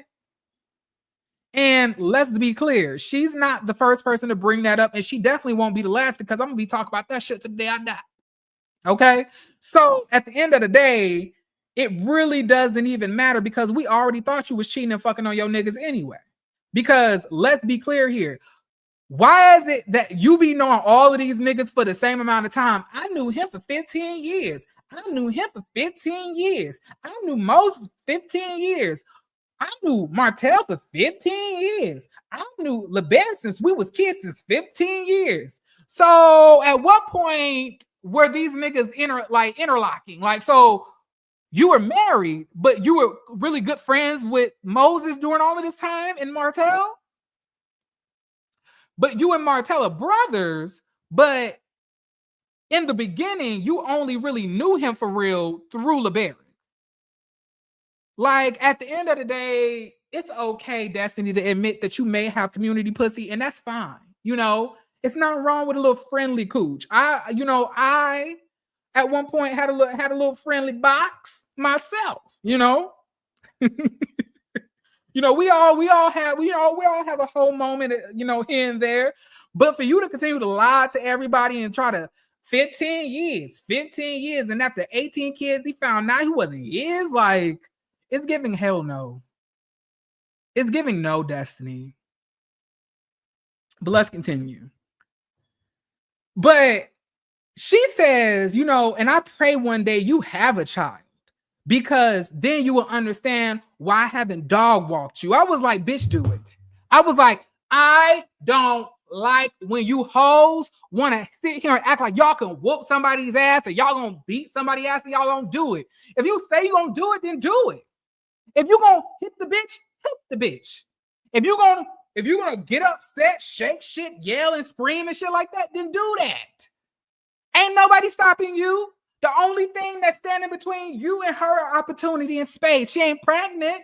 So go ahead, Destiny, drag her because you always want to talk about, girl, I will do this. I will do that. Don't make me, don't do it. Like, bitch, you're not gonna do anything. Because if you was gonna do it, you would have did it. How about that? You ghetto asshole. At the end of the day, ain't nobody afraid of you, Destiny. You sitting here threatening people, walking up in people's faces, acting like people are supposed to be intimidated by you. And mind you, she acted like this whole scene, you know, when Melody was going back and forth with Trisha before Nell even got there, that this was supposed to be all about Nell. It's Nell Day, ain't about us. But you sure made this whole thing about you, right? You made it all about you because you a liar, you're a hypocrite. You ain't a girl's girl. And from what everybody on the show say, you a hoe. So at the end of the day, I don't ever want to hear you talk shit else about what somebody needs to be doing because you don't even do the shit that you're supposed to be doing. Hence the mugshots. So what are we talking about here? Exactly. So while Destiny and Sunny are going at it, Nell says, well, Destiny, you already got yourself some big D energy, so you shouldn't even be upset because Nell is saying, ain't you fucking my son? You felonious hoe. So why are you so mad and upset about her? You shouldn't even care. Because at the end of the day, you fucking my son. Now, I really don't know how Nell knows that her son got a big dick. I don't know. That was a very weird comment to make. I get the pun of it all with the big D energy. But the thing about it is, I don't know. I don't know if I was a parent, I would be making comments on my adult son's penis. That's weird. You know?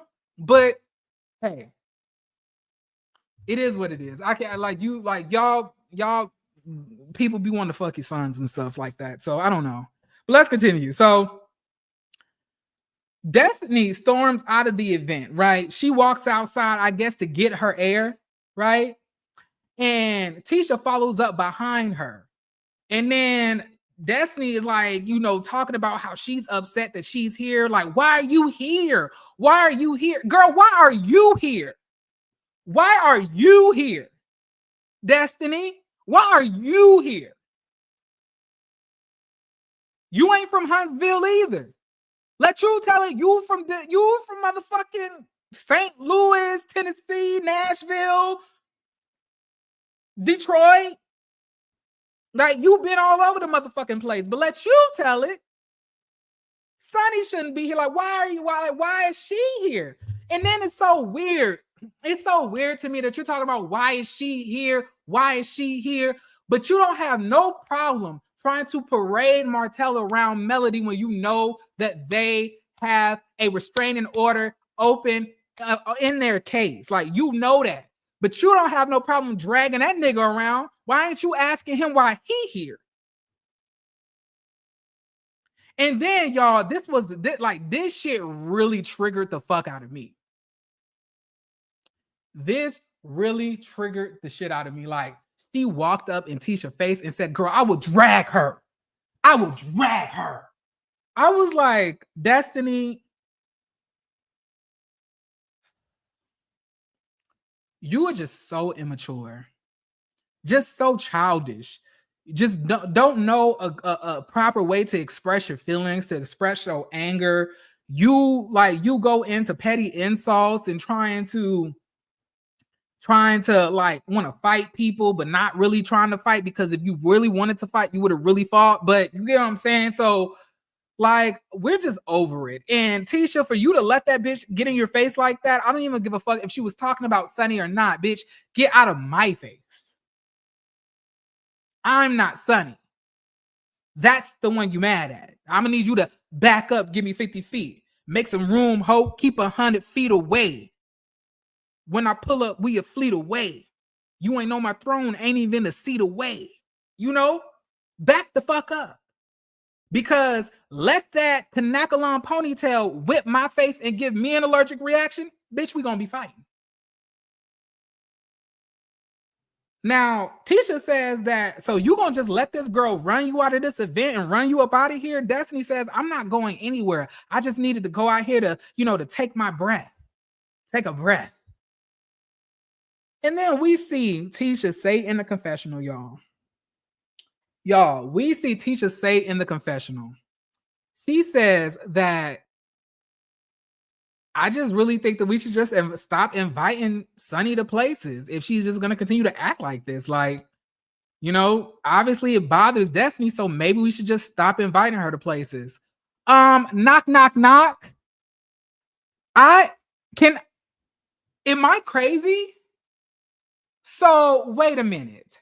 You want them to stop Sunny from coming to places over Destiny. You don't even fuck with Destiny like that.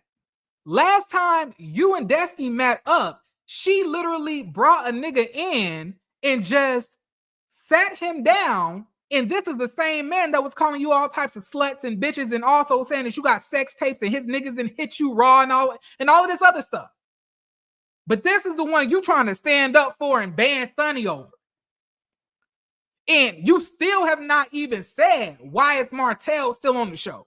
So we can get disrespected. We can get almost assaulted. A man could walk in your face, call you all types of bitches, hoes, and sluts. But Sunny is where you're drawing the line. I don't understand. Explain that to me.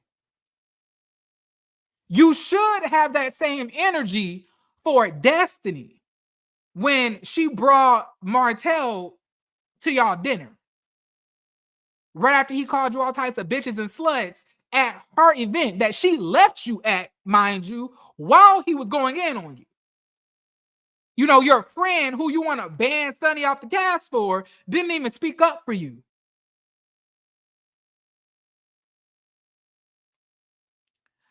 Y'all are some dumb hoes, I swear. Just dumb bitches. I really cannot. But let's move on. So at this point,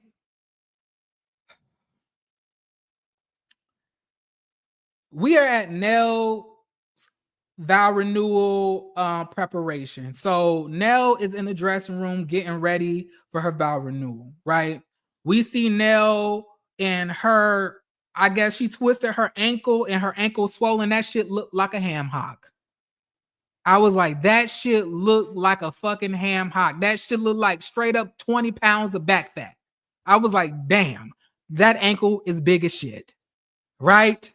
But in the midst of all of that happening, right, the niece asks her, well, how did you enjoy, your bachelorette party? She says, I had a good ass time. She says, what was your favorite part?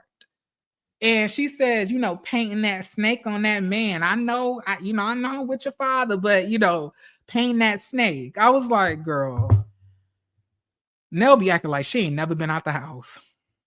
Nell just act like she ain't never been out the house, y'all. My goodness.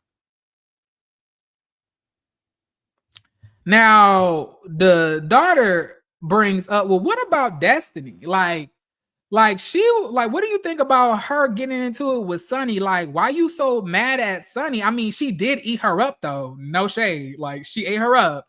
But you supposed to be with Lance. Like, so why are you upset about another man? Like, shouldn't you have moved on? Y'all, I don't know why. In the midst of all of this happening, in the midst of that conversation going on, I was just so tickled that she said she definitely ate her up. I was like, that's a millennial. I was like, see, we right here. Us millennial people. I was like, I can tell our terminology anywhere. Ate her up. Now, Destiny did eat her up.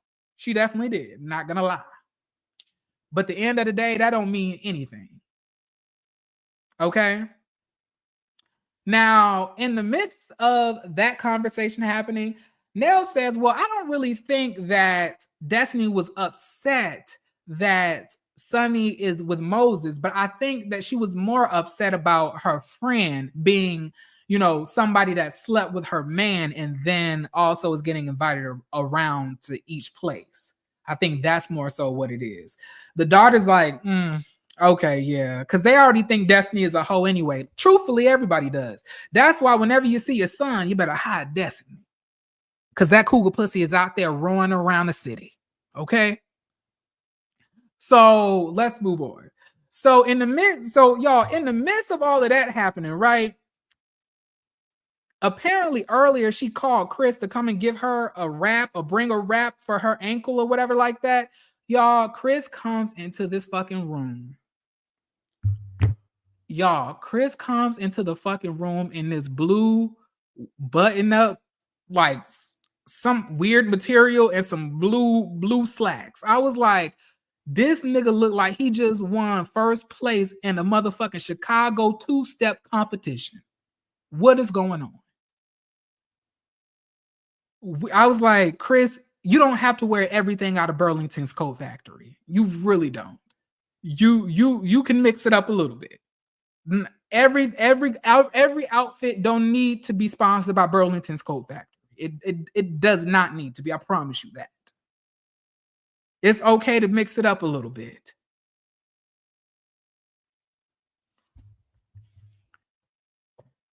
So next thing we see everybody arriving at the venue. Child, why did Martell walk up into the venue looking like a motherfucking Civil War abolitionist war veteran? I was like, what in the Frederick Douglass army is going on? Why is he dressed? Why is he dressed like this? Like, I just don't get it. I don't get it. I don't. So Maurice asked Martell, is he good after the bachelor party? Because it got wild, child. We see the bachelor party, y'all. And once again, now I'm not saying that I can't. I just don't. I don't understand. Why are you having a bitch clap their ass cheeks in your face in front of your father? Like, I don't understand that. I don't get it. You know what I'm saying? Like, why would you, as my dad, want me to be at your bachelor party?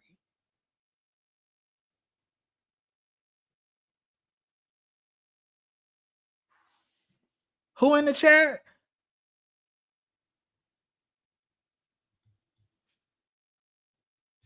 Hey Melody. Thank you for stopping by. I appreciate that. Wait. Oh, I didn't know that's a real account or not. Oh, look at me. Look, people from the show seeing my content and shit. Okay. But I'm here to let y'all know that will not stop me from reviewing this in my full dexterity. Ain't nothing changing over here. So let's continue. So, all right. So let's continue, y'all. So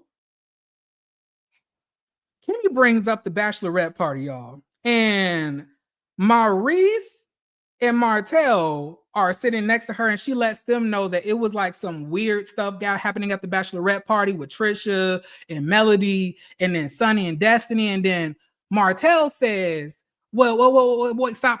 Tell me more about this stuff happening with Melody and Latricia.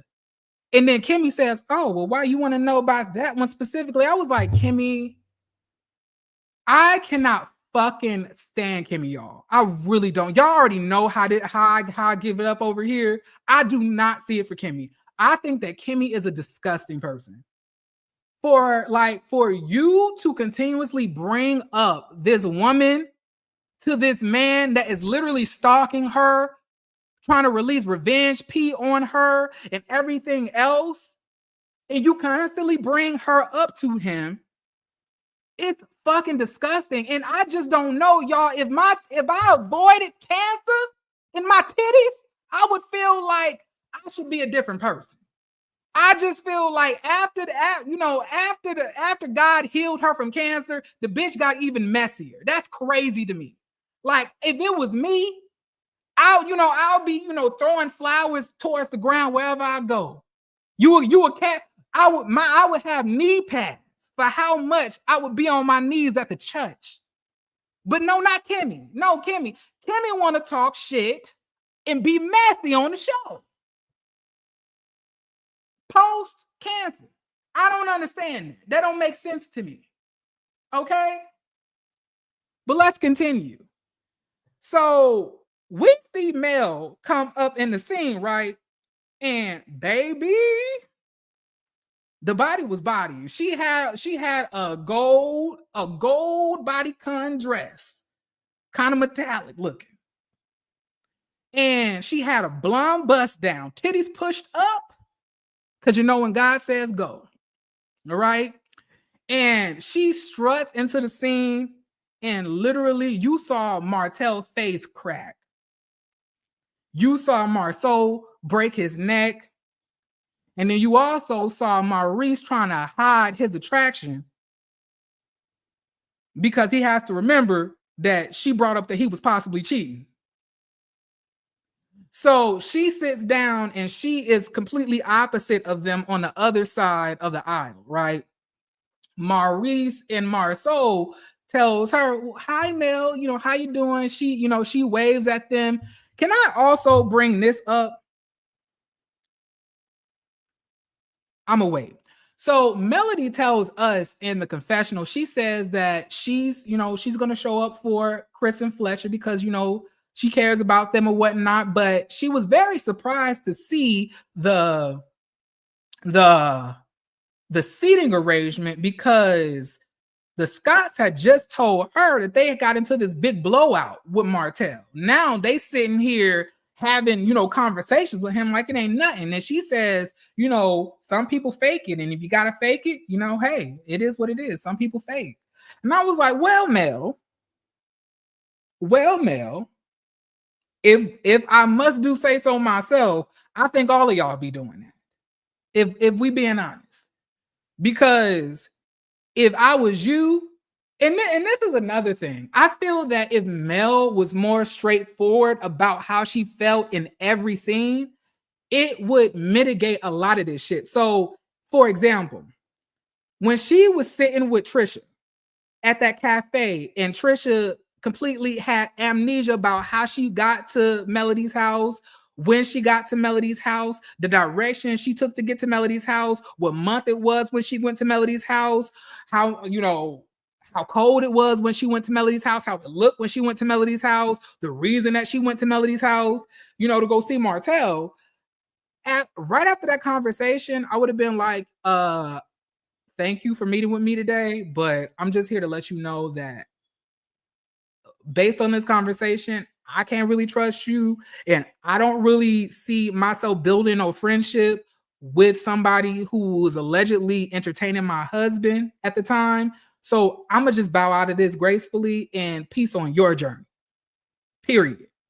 And then from that point on, I feel like it would make more sense, for people who are not watching the show like all of us do. But I also can understand playing in somebody's face and being nice, nasty, because that also really does like get underneath people's skin. And I feel like if you was at my house where my children laid their head at, I should be able to play in your face as much as I want. But I also feel like I would be like, bitch, I don't like you. I don't fuck with you. Why are you here? Why would you ever think that I would want you in my friend group and you possibly slept with my man when we were married? Why would you ever even come onto my trip knowing that? Like, why would you do that? Like, what do you think will happen from all of this? What's your goal here? Like, do you think we're gonna be friends? Like, to me, I don't know. Like, so it's like a toss-up sometimes, but like, yeah, so I don't know. But I feel like they all be faking it. But it is very strange to me that Tisha was standing up, leaving scenes that Martell was in, but now she's sitting right behind him, like nothing happened. Like, and Marceau is sitting here like talking to this nigga like ain't shit wrong. Like, this nigga didn't just call your wife dumb, in a hoe, in a slut, said she had sex tapes. What, like, so you, like, once again, you wanna excommunicate Sonny out the group, but Martell, you ain't got no problem with. And then let's also dive into that just a little bit more. So let's be clear here. We're gonna invite Trisha everywhere, who is a woman who was going over to my ex-husband's house when we were married, and I did not know. We're gonna invite her places to where I'm at on my show. But we're going to draw the line at Sonny marrying Destiny's ex-boyfriend after they broke up, or however it happened. So Sonny can leave, but Trisha can stay. That shit don't even make sense to me. You should interview Mel after the reunion. I mean, I'm not against it, but honestly, I don't really reach out to people to interview. I don't do that. That's not my thing. I could interview people. I think I'll be good at it, you know.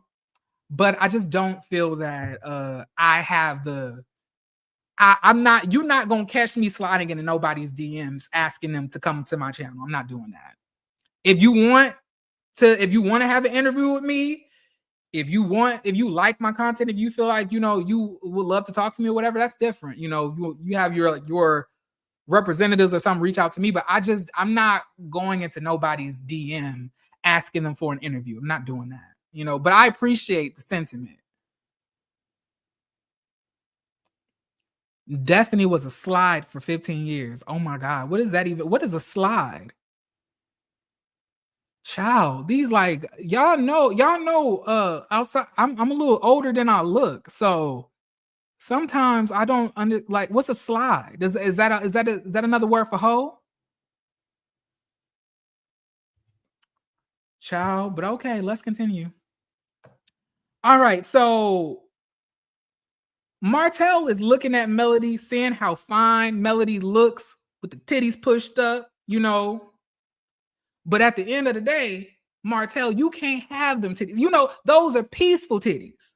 That's a peaceful bodycon dress. That is a peaceful bust down blonde wig. And you bring nothing but chaos.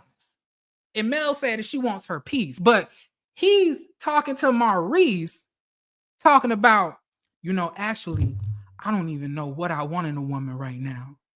And you want to know, it might be 5 years later from this point for me to even come to terms with the fact that, you know, I lost my wife and I really feel bad, but it's not because of anything else. It's more so because of the kids.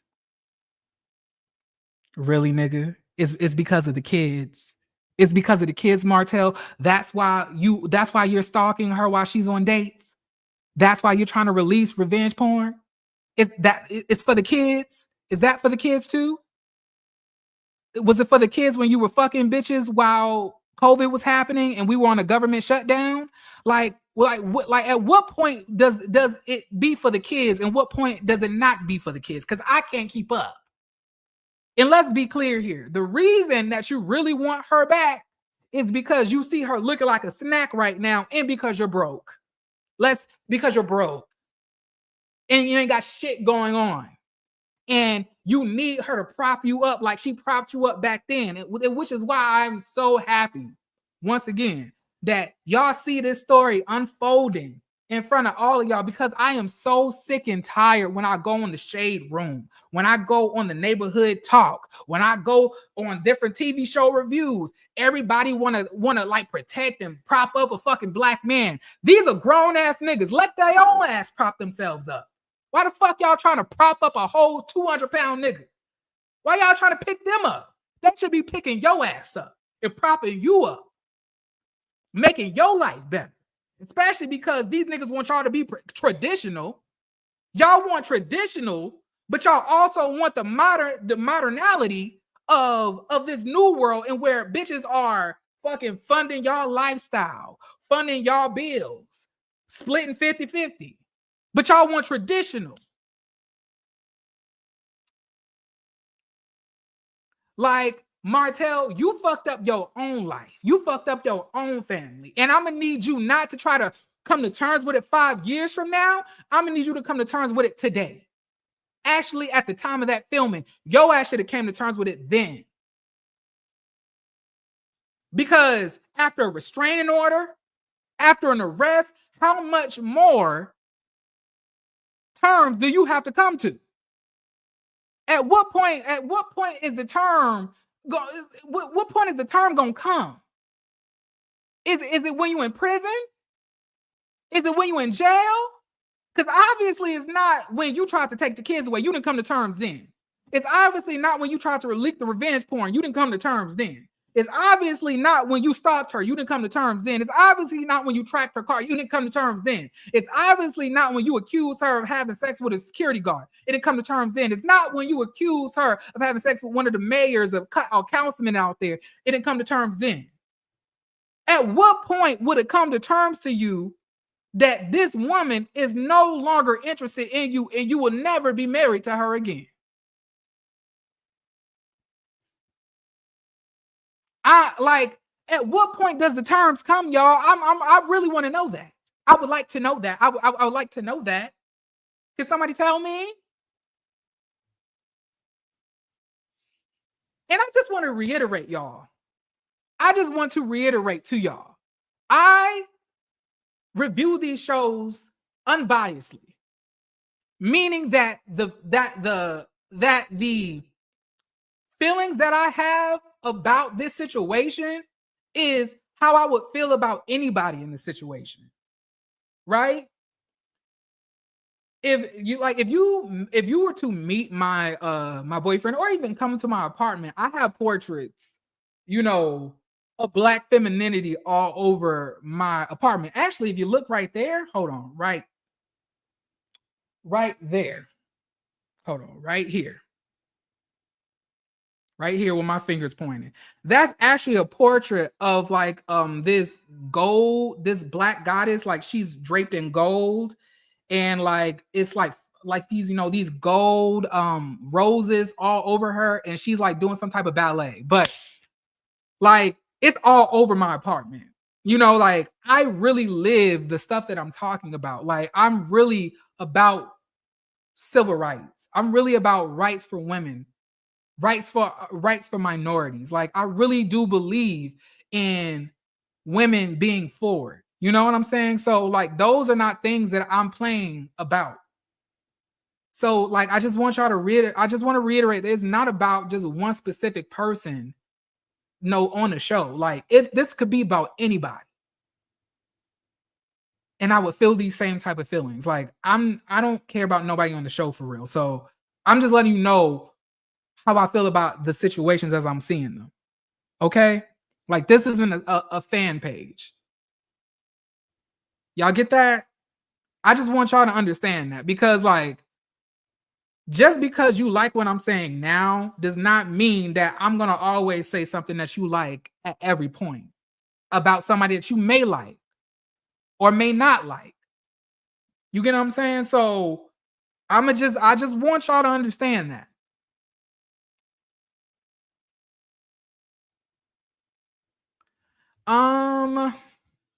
Actually, hold on.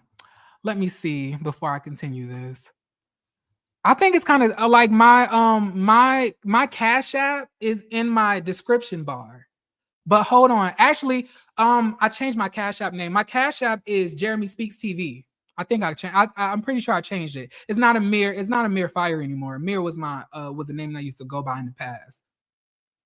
But yeah. So if you look up JeremySpeaksTV, you'll find my Cashapp there. Just put a $sign in front of it, and I'll pop up. But yeah, let's continue. So we see everybody getting ready to walk up, right? We see, Chris come in, he walks down the aisle. Then we see Nell walk down the aisle with her two sons holding her up on each side, right? And in the midst of of her walking down the aisle and then her, getting to the altar, we see all of these different montages of, Chris and Nell's relationship. And I was like, wow, this is really, really beautiful. It's very touching. I love to see people in love and doing things that, really make them happy. So I really did enjoy that. As shady as I think Chris may be, how he may be fucking a whole bunch of bitches outside of all of this, at the end of the day, I did think that was a really beautiful scene. And I was very touched by them renewing their vows. I thought it was very beautiful. And then after the pastor basically said, his speech for the ceremony,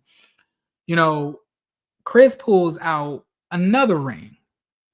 And I guess he upgraded both of their rings to try to make sure that this new union is renewed, refreshed. And I thought that was a real beautiful scene. I was like, well, damn. This nigga buying 2 rings for himself. Meanwhile, Marisol ain't even trying to wear his ring. He said that Tisha wearing her ring is them both wearing it. So I was like, damn. Y'all niggas ain't shit. My God. Like, y'all really just accept anything, don't y'all? But I'm really not trying to rant too much. I'm really trying to be more organized about this, because when I get into these rants, it's really hard for me to control myself to stop. But all right, so Martell, after the ceremony and they all kissing, he says this actually touches him deeply. He says that it really makes him believe in the fact that he'll be remarried again. And that, hopefully he could be married for 30 years and that he still has hope. I was like, nigga, you can marry somebody right now. It's plenty of these thirsty ass hoes in Huntsville who are willing to marry you, i.e. the side bitch that you be doing all of these YouTube videos with. But you don't want to marry her. You want to marry a bitch that you could profit off of. Right? Or you just want to marry Melody and you just gonna hold yourself out until then. You're gonna continuously drag her into court, make her life hell, and stay single, fucking all types of random sluts until you're unalive. And whenever you pass on up or down there to yonder, making Melody's life a living hell until then, right? Because if you wanted to marry somebody, you would have already done it. It's been relationship gurus, therapists, gym bitches, all types of hoes who really been trying to flirt and get at you in and outside of the show. So if you really wanted to marry them, you could have. If you really wanted to take somebody seriously, you could have. You could have did that. But the thing about it is, you want a woman that is able to provide for you, to build you up. That's what you want. And that's why you were public with Sheree, because she had something that you could gain. But if a bitch ain't got nothing for you to gain, you're not trying to be married to her. And that wouldn't even be an issue if you also had some shit that they can gain from you, but you want to gain shit, but you ain't got shit to offer, Martell.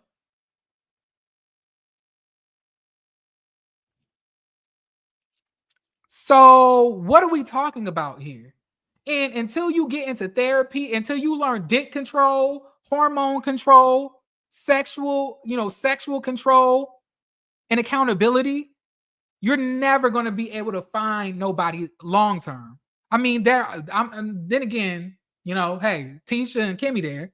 So pretty sure you could find some dumb hoe who will, allow you to cheat on them and cry in peace. And still stay with you and wash your drawers and shit. So yeah, pretty sure that you'll be able to do that if you wanted to, but you don't. So I'm really not here for the bullshit, y'all. Now moving on. So after the ceremony completes, we see Nell, Chris, and everybody else with the rest of the posse, and Tisha saying 30 years, Nell, you my mentor. I want to know how I can get another ring. I was like, yeah, that would fit, huh? This woman being your mentor, because when you and Mel were cool and she was trying to tell you how to stand up for yourself, don't let yourself be discarded by no fucking man. Don't let yourself be pigeonholed by any man. Don't let yourself be limited by any man. Oh, you trying to destroy my marriage. Oh, I understand now, Tisha. It's because you just want somebody to teach you how to quietly get cheated on. That's all you want. That's all you want.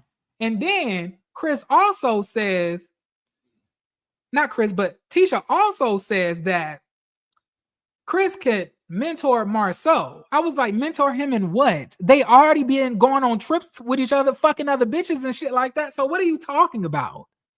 Chris literally just said that your husband knows how to get all the fucking hoes to sign NDAs. So they ain't shit ain't going down. Like she already let us know that. Like, what are we talking about? Like, this is dumb. And then Nell's talking about, yeah, we've been married for 30 years and, we might be able to teach you some, I was like, Mel, you the same fucking woman that Chris said was sliding down the fucking wall, crashing out because he was cheating on you. That nigga had to make sure that Marceau didn't say that he was with him in Atlanta because he just earned your trust back. Like, girl, let's not. Because it wasn't too long that you motherfuckers was on the brink of divorce. And let's be clear here. Let's be clear here. Michael, stop it. You're not protecting shit. If somebody ran up in here, you're not going to do anything. You're not going to protect nobody. You would just hide behind me. So what's the point in barking? Anyway, like I was saying, so y'all just got y'all relationship back on track. Your ass was just sliding down the wall crying, and he just talking about how he just won your trust back. And let's be clear here. Like, the reason that y'all relationship is succeeding, is because you just forgave him for cheating. And he probably will learn how to cheat better. It's no other fucking secret to it. Besides the fact that you just wanted to be in a relationship. So basically, the only thing that Nell can really tell you and teach you is how to forgive your nigga when they cheat on you. And how to look at the bigger picture. Look at all of these years you done spent, building this man, making him what you want him to be. I'm gonna teach you how to see that and not look at all the bitches that he done fucked in the meantime. That's what you want to teach. That's what this is all about. Like, that's how y'all made it to 30 years. Because if you really wanted to hold him accountable when he cheated on you, you would have left him. But you didn't. There's no other secret to it that we need to know. Like, I'm so sick and tired of people who've been married for 30 years getting cheated on back to back, acting like it's some sort of secret as to how they were able to work through it. Girl, let's just be honest here. He cheated on you, and you had to figure out how to forgive him and put your own pride aside and allow him to cheat on you and stay in a relationship. That's what you had to do. I guess you got to teach women how to forgive. They cheating husbands. Maybe that's the lesson. Is that according to the syllabus?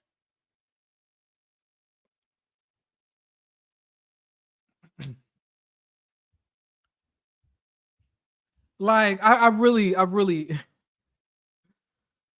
ooh, child, I really cannot. I really can't. Also, thank you for the Cash App. Let me pull up your name. Peggy Brown. Thank you for the Cash App. Thank y'all for the super chats, by the way. It really does mean a lot. I really appreciate everybody's contribution. I don't really look for y'all to like give me stuff, but I appreciate anything that you do give me, if that makes sense, right? I appreciate it, because it feels like y'all are, giving me a little tip for all of the work that I'm putting in. Because, like, to be honest, like, doing all of this is not easy. Taking all of these notes, carving out time to do these type of things, it really can be rough. So I really do appreciate that, and thank y'all for the support. Okay, but let's continue. Okay, because I'm gonna have to pop up on Scotty's live in very shortly, and I don't have much time. All right, so where we at? I'm gonna have to cut a lot of stuff out of this, a lot of dead space. All right, so we're at the reception. Destiny and Kimmy and Trisha are all in a group and they're talking to Nell, right? They're letting her know that this was a beautiful event, even though Melody was seated separately from everybody. And then Destiny is in the confessionals talking about, of course. Well, she didn't say of course in the confessionals, but Destiny's saying, of course. Destiny, you are the most pressed bitch I've ever come to. Like, I promise y'all, if a bitch wasn't fucking with me, if a bitch don't want to be friends with me, I could give a fuck about the person. I really could. I would not be having a name in my mouth over and over and over again. Like, my God, have some self-respect for yourself. Keep this lady name out your fucking mouth. According to Nell and Lance, you had him and the stripper and a lot of other niggas in your mouth. Like, how are you able at this point, girl, you're collecting shit in your mouth like a squirrel. How are you able to fit all of this shit in your mouth? All of these things that your mouth is occupied with, and you still have time to put Melody's name in it. What is going on? I cannot. Like, weird bitch. Like, you was just in St. Loon, St. James, St. Peter, St. Tom. Like, trying to suck a fart out of her ass. Like, and you now you want to talk about, of course. And what we're not going to do is consistently act like this lady don't have a restraining order against him. Why are we continuously acting like that does not exist? I don't understand that. Bitch, of course, she's not with him. By y'all, because y'all are next to Martell. And it's so crazy that y'all are all next to Martell, given all of the shit that he done talked about y'all. Called you ugly, Trish. Said that you definitely was not going to get any of his dick, even though he probably fucked you and lied about it. But he to lie and cover it up, he called you ugly. Then he called you fat. He said that your wife is a slut. He called Kimmy a side chick. He said that him, Marceau, Maurice were all fucking, and like y'all all cool with him. But y'all always want to put a spotlight on Mel.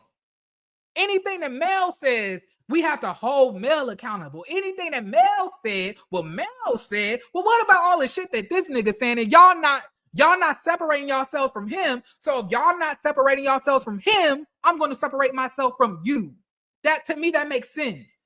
And at the end of the day, this all boils down to I have a fucking restraining order against him. He tried to put revenge porn out on me. He is stalking me. I don't feel safe around him. Why the fuck do y'all feel that it is so out of the box for her to not want to be around him or be around y'all when y'all are around him?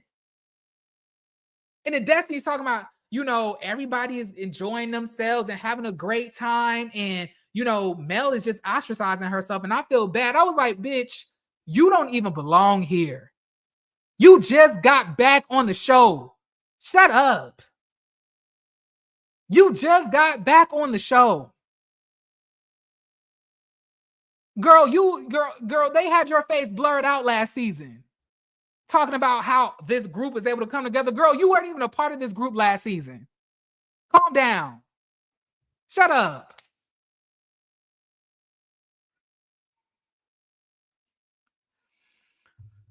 Oh my God. I really cannot stand some of these people. But hey, they're able to bring out an emotional reaction out of me. So it means that they're doing something right. Because Love and Hip Hop did do nothing for me this past episode. I was looking like what? I was just so confused about what was going on Love and Hip Hop. But let's continue. All right. So Trisha and Destiny are having a conversation. Destiny asked Trisha, so did you have fun, yesterday at the Bachelorette party? Trisha says, yeah, I did, after the garbage left. I was like, wow. Garbage, Trisha? Garbage? That's that garbage? Garbage. Garbage. That's what you want to say? Okay, let's talk about garbage, Trish. Because I feel like we all need our minds refreshed on what are some garbage things or in people. Okay, to me, what's garbage is moving a man into your home that hasn't even dated you for over a year, and your kids are underneath the roof. That's garbage. Garbage is going to some married woman's home trying to fuck their husbands while you're also married with a side nigga. That's garbage. Garbage is wearing mini skirts and booty tail dresses to Met galas and classy events. That's garbage. Going to the woman's trip whose husband you tried to fuck and whose house you went over to without her knowledge, without her permission, without her even having any knowing fact of that, that's garbage. Lying to the nigga that you're fucking with currently that you want to get married eventually when you told your kids that you did not see yourself getting married at all, it's fucking garbage. Acting like you hate your baby daddy when you're secretly texting him apparently that you'll get back with him in a minute, it's fucking garbage. And trying to get on the bitch's show who husband you tried to fuck is the biggest piece of garbage I ever seen. And to me, all of those things put together, Trish, it lets me know that, bitch, at the end of the day, when you look in the mirror, I hope you see the garbage bag looking back at you. After all of that said and done, I hope you see the garbage bag looking back at you. Because all the fucked up shit that you done did, that's garbage. So you did all of this fucked up shit. Tried to fuck her man, went over to her house, but they were still married. Came onto the show acting like you wanted to be friends. Failed to tell her that you tried to fuck her husband, but she's the garbage one. How the fuck does that work?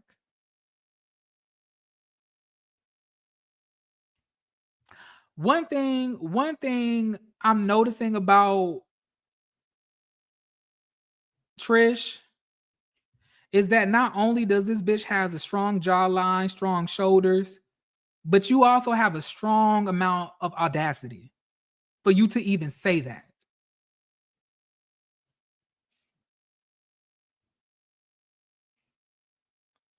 Like, you are garbage. Your man is garbage. Your baby daddy is garbage. The fact that he doesn't have a place to live is garbage. The fact that you have some man that barely knows you, that's obsessed with your kids, that you moved into your house without barely even knowing him, is garbage. And with all of those things combined, girl, it's given that the puss is garbage too.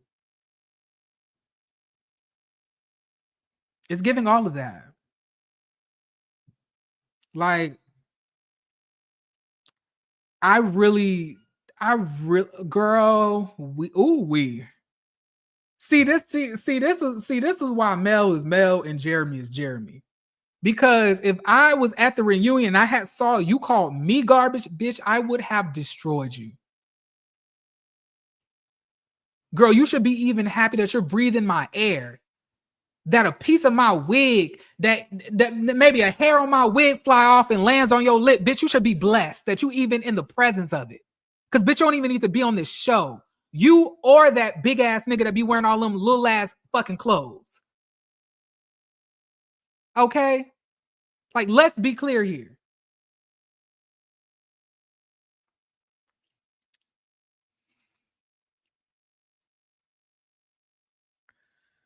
Oh, girl. This is a train wreck. I like, if it was, bitch, you would never catch me back on this show. I swear. Oh my God, I would like this would be my last season after all of this shit. So let's move on. So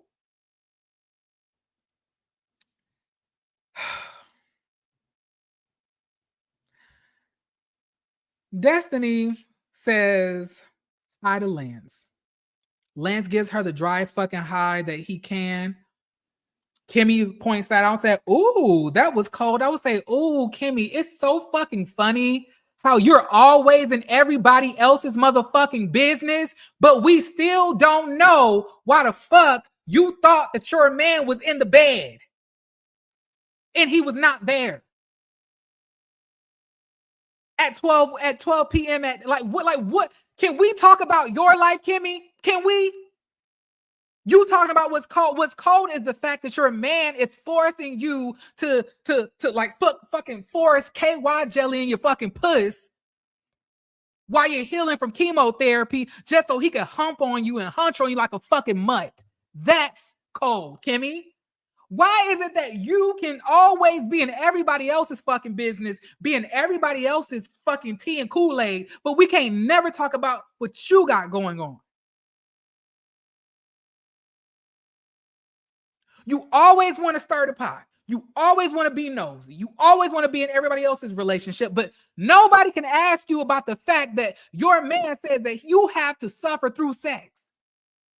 You talking about all the embarrassment and everything else that everybody else got going on, but I noticed that you nor Maurice mentioned verbatim that he says that you force and suffer your way through sex because you need to please him.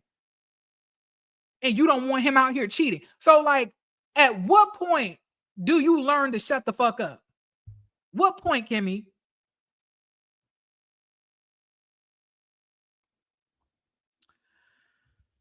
Ugh, I cannot stand Kimmy. Oh my God. Y'all, Kimmy be driving me up the fucking wall. She really do. Like, she's so nasty. She evil. I don't like this one. I don't like her. Ooh, it's just yuck. You're gross. You use any opportunity to maximize everybody else's uncomfortability and discord because you're unhappy in your marriage, you're unhappy in your life, and you're unhappy with yourself. Catch. But let's continue. Girl, couldn't be me. The way I would be destroying you bitches on this show and having y'all crying in the corner couldn't be me. Could not be me. If I was Destiny, I would have ate you the fuck up. But I see. Y'all too busy, Destiny's too busy hating on Mel to completely read the shit out of Kimmy like she should be doing. But, hey, it is what it is, I guess. So Tisha tells Lance that his son is cute. Destiny tells Lance, you look cute too. Lance says, oh, I do? Well, I heard you think a lot of people look cute. And I was like,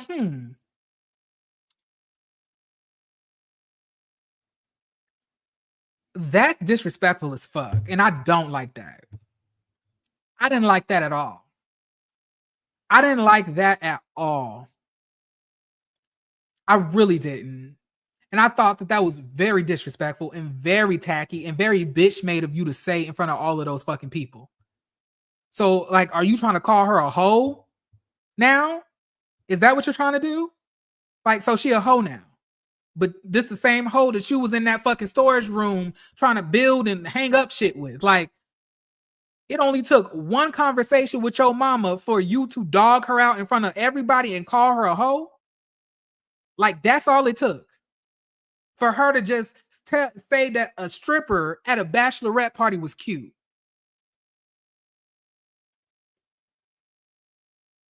It's obvious that Nell birthed a son, but in the inside is giving a bitch. Its inside is giving daughter. Because that was very bitchy for you to do. Insane. And I don't even like Destiny. But let's continue. So Destiny says that was disrespectful. And she's like, wow, I think everybody's cute. That's crazy. And then Destiny says that Kimmy is messy. And Kimmy says she isn't messy. She says you need to be upset with Nell. Nell is messy because Nell went and told her son what you was doing, and you was making all of those googly eyes at that bachelorette party. And I was like, wow, Kimmy, you really love to be in everybody else's fucking business. You really do. I was like, is it the fact that Destiny sat on your son's face and then dumped that old face having ass little boy to the side and got with Moses, a convicted felon, that's got you all riled up like this? Or is it that you're just truthfully miserable in your own marriage and you like to make everybody else feel like they should be held to the same standard that you're holding your own self to? You know, being, you know, suffering through sex in a marriage, you know, being faithful while your nigga cheating on you, you know, all of that other stuff. So like, is it that? What is it that really made you feel so emboldened to talk about whatever Destiny did and whoever Destiny was making googly eyes at? Because it's so crazy that we want to talk about what Destiny was doing and what Destiny was making googly eyes at, but we're not talking about what your husband was making googly eyes at. How your husband looked like he was wearing Ruby Woo lipstick in his mugshot, and you talking about you didn't see no lipstick. About how your husband was in Atlanta allegedly fucking big back hoes.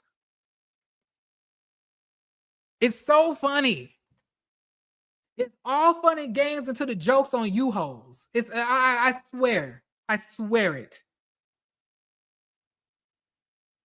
Child, please, Lord, guide me through this. This is too much for me. So Destiny says you definitely tried to make the situation worse. You definitely were saying I was making googly eyes when I was not. And at the end of the day, I'm dating. I don't know if you know much about dating. Kimmy says, I know exactly what the fuck dating is. I know exactly what the fuck dating is. I was like, why are you so upset? I was like, and according to Maurice and Kiowa, you don't know shit about dating. Because if you did, you would know that you shouldn't be doing that shit when somebody's still fucking married to their husband or wife. And according to Kiowa, and according to Martell, you don't know shit about dating. Because, bitch, on top of you fucking with somebody that got a wife, allegedly, you was acting like a wife for 7 years before you even got a fucking ring. So, do we really know what dating is, Kimmy? Do we really know that? Or is it that you do know what dating is, but maybe you were just too desperate for dick and desperate to find a man that you chased around a fucking Keebler elf for 7 years, begging for him to marry you? Like, is it, or like, it could be that. Maybe you do know what dating is. But if I was you, I would just say, maybe I don't. Because at least I could feign ignorance. But if you do know what dating is and all of the shit that you did with Maurice, bitch, you should be embarrassed. But once again, you are sitting here in somebody else's relationship and somebody else's business, doing things that you should not be doing, making comments that you have no space or place to make. All of that anger that you have with Destiny, you know, googly eyeing a stripper at a bachelorette party, is the same anger you need to be having for your nigga getting a DUI and not being home at 1 a.m. in the morning. But you was very quiet with him. You was very soft-spoken with him, but you want to cuss and get buck with Destiny, right? About her motherfucking business, about her relationship. Meanwhile, you laying down suffering through sex after chemotherapy, right?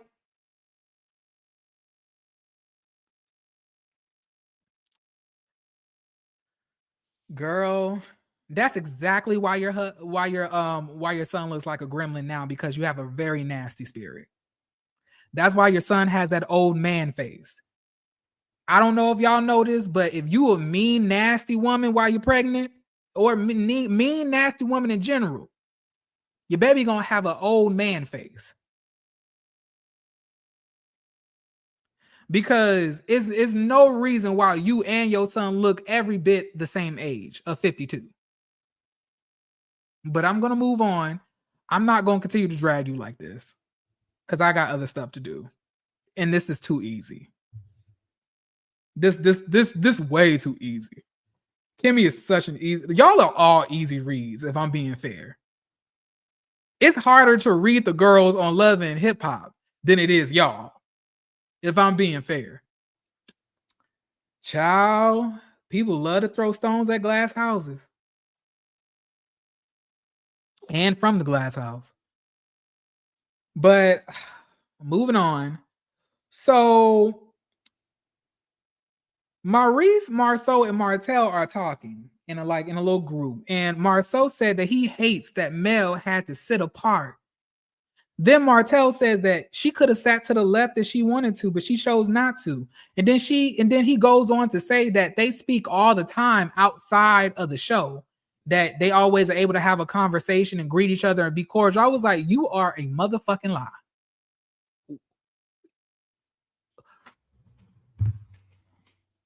I'm getting real fucking tired of you motherfuckers like acting like there's not an open restraining order against this man and that he did not accuse her of, trying to destroy his life and then trying to leak revenge point on her, stalking her. Like, y'all don't fucking talk. Like, what type of delusional fucking ridiculousness is this?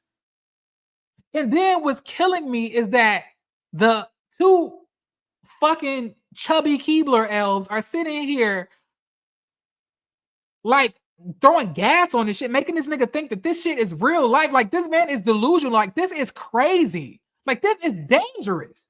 Is it just me that sees how dangerous this shit is? Like, what's going on? Like, this man needs a fucking straitjacket. It's scary.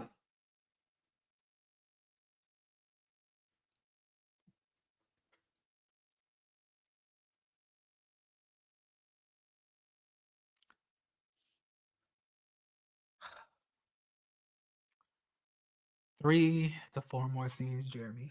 3 to 4 more scenes and you're done. You're almost done. You're almost done. Take a deep breath. You're almost done. You're going to make it through this.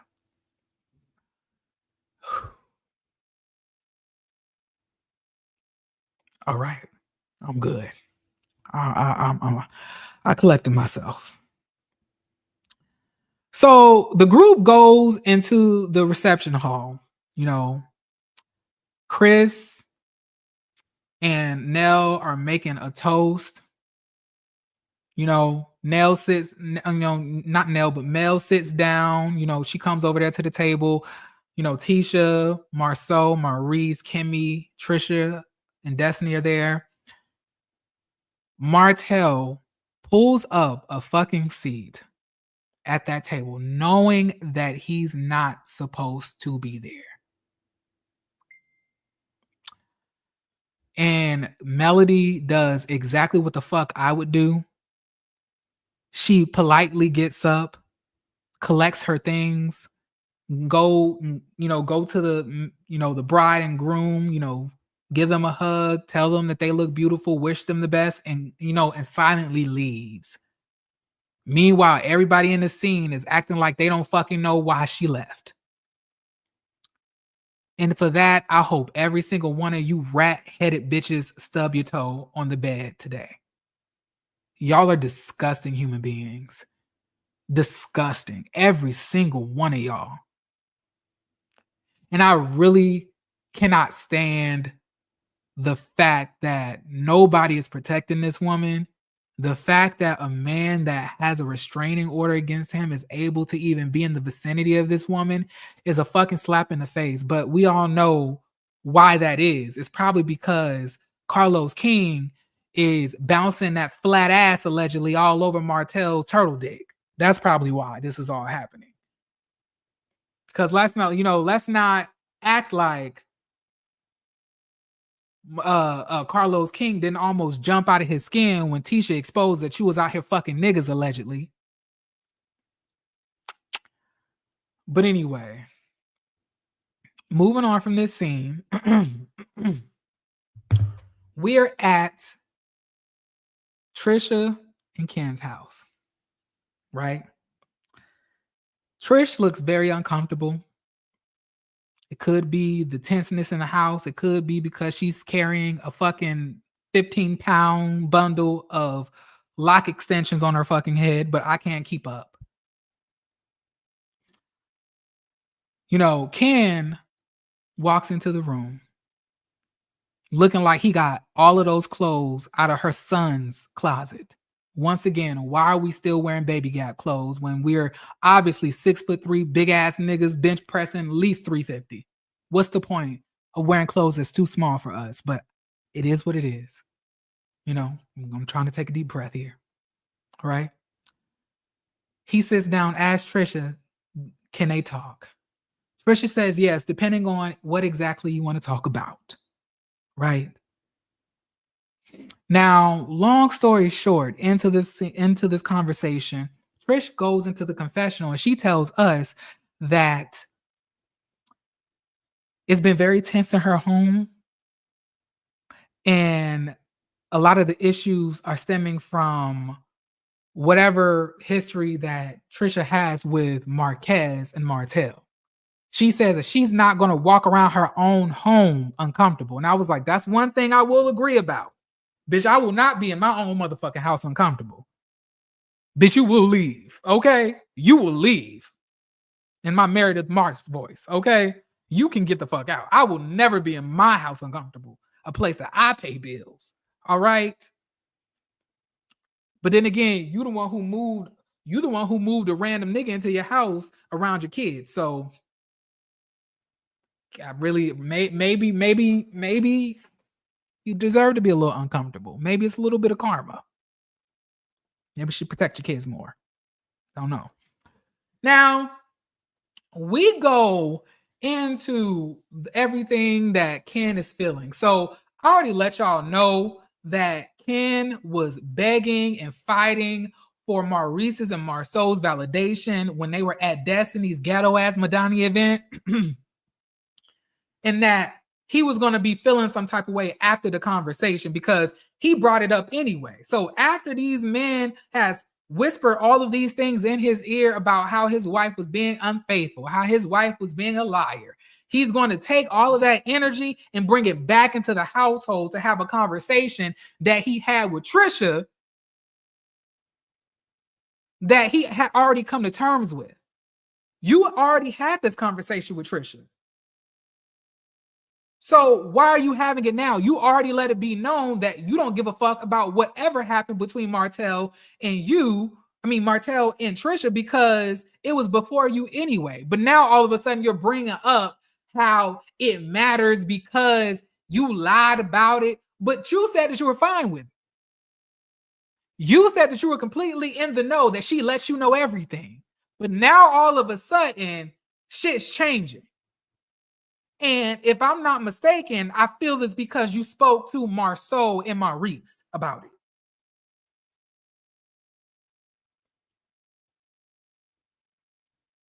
Now, he also lets us know that Trisha apparently had texted Marquez that she would leave, that she would get back with him in a heartbeat. Now, when did this happen? I don't fucking know. But it's giving me that it's not as recent. So this had to happen prior to maybe y'all even being on the show, I assume. And you're bringing this up now. But do this also proves that Trisha is a hoe? Yes. Does it also prove that Trisha is a liar? Yes. Does it also proves that Trisha is dishonest? Yes. Does it also prove that Trisha may or may not have a friendly puss? True. It proves this, right? But on the other hand, Where is this coming from? Then he's going into how, you so selfish. You got to be honest with me. You got more respect for people outside of the house than in the house. And I was like, I just don't understand exactly what you're trying to accomplish here. I don't understand what you're trying to accomplish because, in my opinion, you should have felt this way some time ago. Time has passed and you're choosing to be upset all of a sudden, and nobody got no time for that.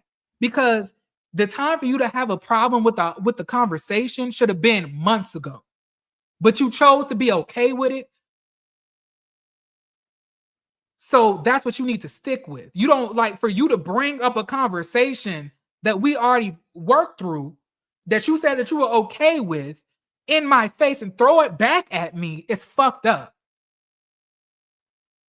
Outside of Trish being a strong-shouldered, Jezebel hoe who like to fuck people's husbands and cheat on her own husband and cheat on the nigga that she with and probably fuck women. Aside of all of that, Ken is a fucking weirdo. Ken is weak-minded. Ken allowed other people to tell him how he needed to feel about his own relationship, and then he carried that into his household, into a house that he don't even fucking owns. And that's another motherfucking thing. Can I bring that up? I really do not like when niggas do shit for you and then want to throw that shit back in your fucking face. Number one, nobody told you to do all the shit that you were doing. So if you decided to pay the fucking bills, that's something that you decided to do. You was a simp. You was stupid. You were a dumbass. But don't throw it back at me like I asked you to do that. You decided to do that. So if you decided to pay all of these motherfucking bills in the house, that's your fucking business. At the end of the day, you're a dumbass anyway for paying all of the fucking bills in her house when she's a fucking engineer and they make over $250,000 a year. You're dumb. You're stupid. You shouldn't have never did that. You're a fucking dumbass. Now, do I agree that Trisha is the problem? Yes. I completely agree with that. Do I completely agree that it's fucked up for Trisha to lie to you and go around telling everybody else the fucking truth about what she may or may not have done with Martell? Yes. I do think that's fucked up. But the point of the matter is, your ass should have been going off about this some time ago. You had the conversation a time ago, and it was fine. But now, after this conversation that you have with Marceau and Maurice, you allowed that to come and let you come into my motherfucking house and try to tell me what the fuck I need to do. Tell me how the fuck I'm going to act in my motherfucking house. You got me fucked up, period. You can take your fucking small ass clothes all in that fucking gym bag and get the fuck out of my house. Because let's be clear here. If she's all of this and she's all of that, you could just leave. Nobody's forcing you to stay there. And stop talking about it's for the fucking kids. Those kids are damn near grown at this point. One of them has graduated. The other one is like getting ready to go to high school. Them kids don't fucking need you. They mama can provide well for themselves. And the fact that you were sitting there giving your money out to Trisha's kids when Trisha is a fucking engineer, and engineers be making literally $88 to $102 an hour. You're fucking dumb. You're stupid. And obviously, you were trying to impress her to make her want to marry you for whatever reason that you have behind wanting to get married to her. I don't know. But that's your fault. So you don't have no fucking right to throw the shit back in her face, which you signed up to do for yourself. You're like, no. I don't like that. And all of this fucking bravado energy that you have right now, you should have had it when Martell called your fucking girlfriend ugly in front of your face. Let's not act like when y'all were all at when y'all were all at the park, that Martell didn't say that he slid in her DM. She came over to the house, but he thought her face was hit, and he sent her about her way. He didn't even touch her. He called your wife ugly or your girlfriend ugly in your face, and you did nothing.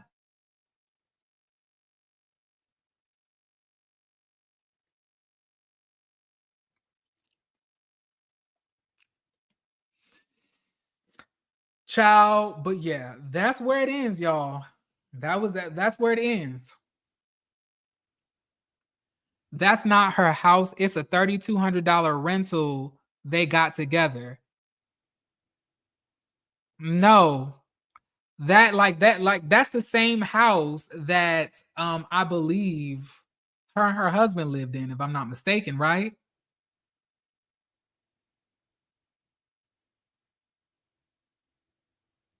Trish working part-time because them wigs, clothes, and shoes is screaming dollars, like Dollar General store. Well, you can have as much money as you want, but it definitely doesn't buy you style. Okay. And some tells me that maybe some of the wig artists or hairdressers in Huntsville, Alabama, may still be living in the 1970s, because like I blame them, because nobody wig look good for the most part. Mel be having her days, you know, sometimes with them bag wigs too. So like I don't know. Maybe it's something in the water out there.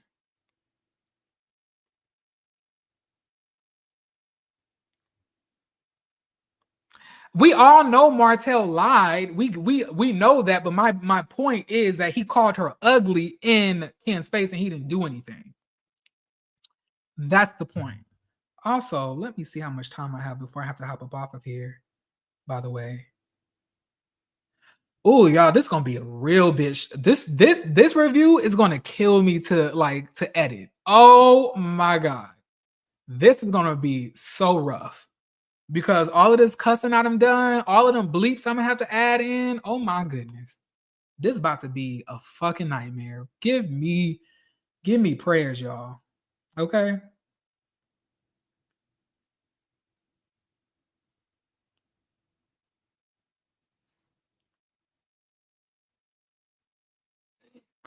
She needs to move in a stylist because she killing national television. I'm crying. Oh, let me see when Scotty wants to do this. Cause I'm not sure what time it's supposed to start. I'm the biggest asset. I got the voice. Oh, he's live right now too. We're both live at the same time. I'm crying. I thought I didn't know he was live right now. Hold on, let me see when this is supposed to start. Cause I'm a little nervous. Oh, it starts at 8:20, so about 20 minutes. So y'all, okay. Put a 1 in the chat if y'all would like me to drop the link for y'all to come up here and tell me how y'all feel and chat with me about the show in this episode, okay? Put a 1 in the chat if you want that. If not, we could just stop it right here. Okay? Put a 1 in the chat. If y'all don't put a 1 in the chat, I'm just going to assume that it's giving no. I'm beginning to believe that she's not an engineer because Ken says she's struggling.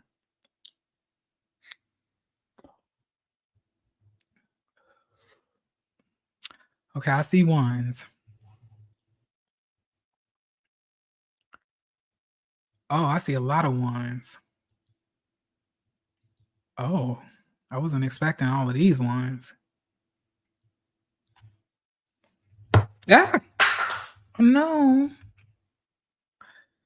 Okay, and then let me get ready to. Okay.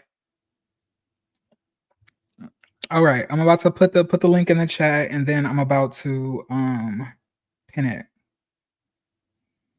All right. All right, y'all. The link is in the chat. You can come up if you prefer. But I really want to ask y'all to act like y'all have some sense, okay?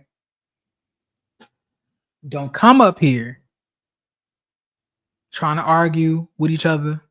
Don't come up here trying to argue with me, because both of them will get you blocked.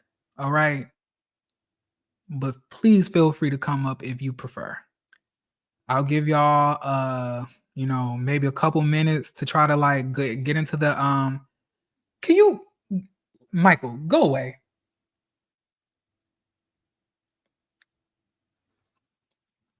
They're saying she's not an engineer. Also, she lied about it. Dang. That's crazy to lie about that though. Why would you lie about being a snipe?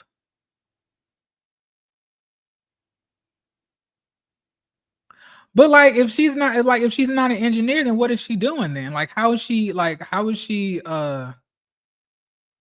making her way?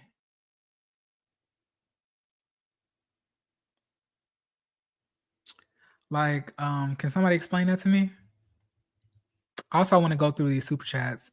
Thank you, Cam. I appreciate your your contribution. Thank you for the super chat.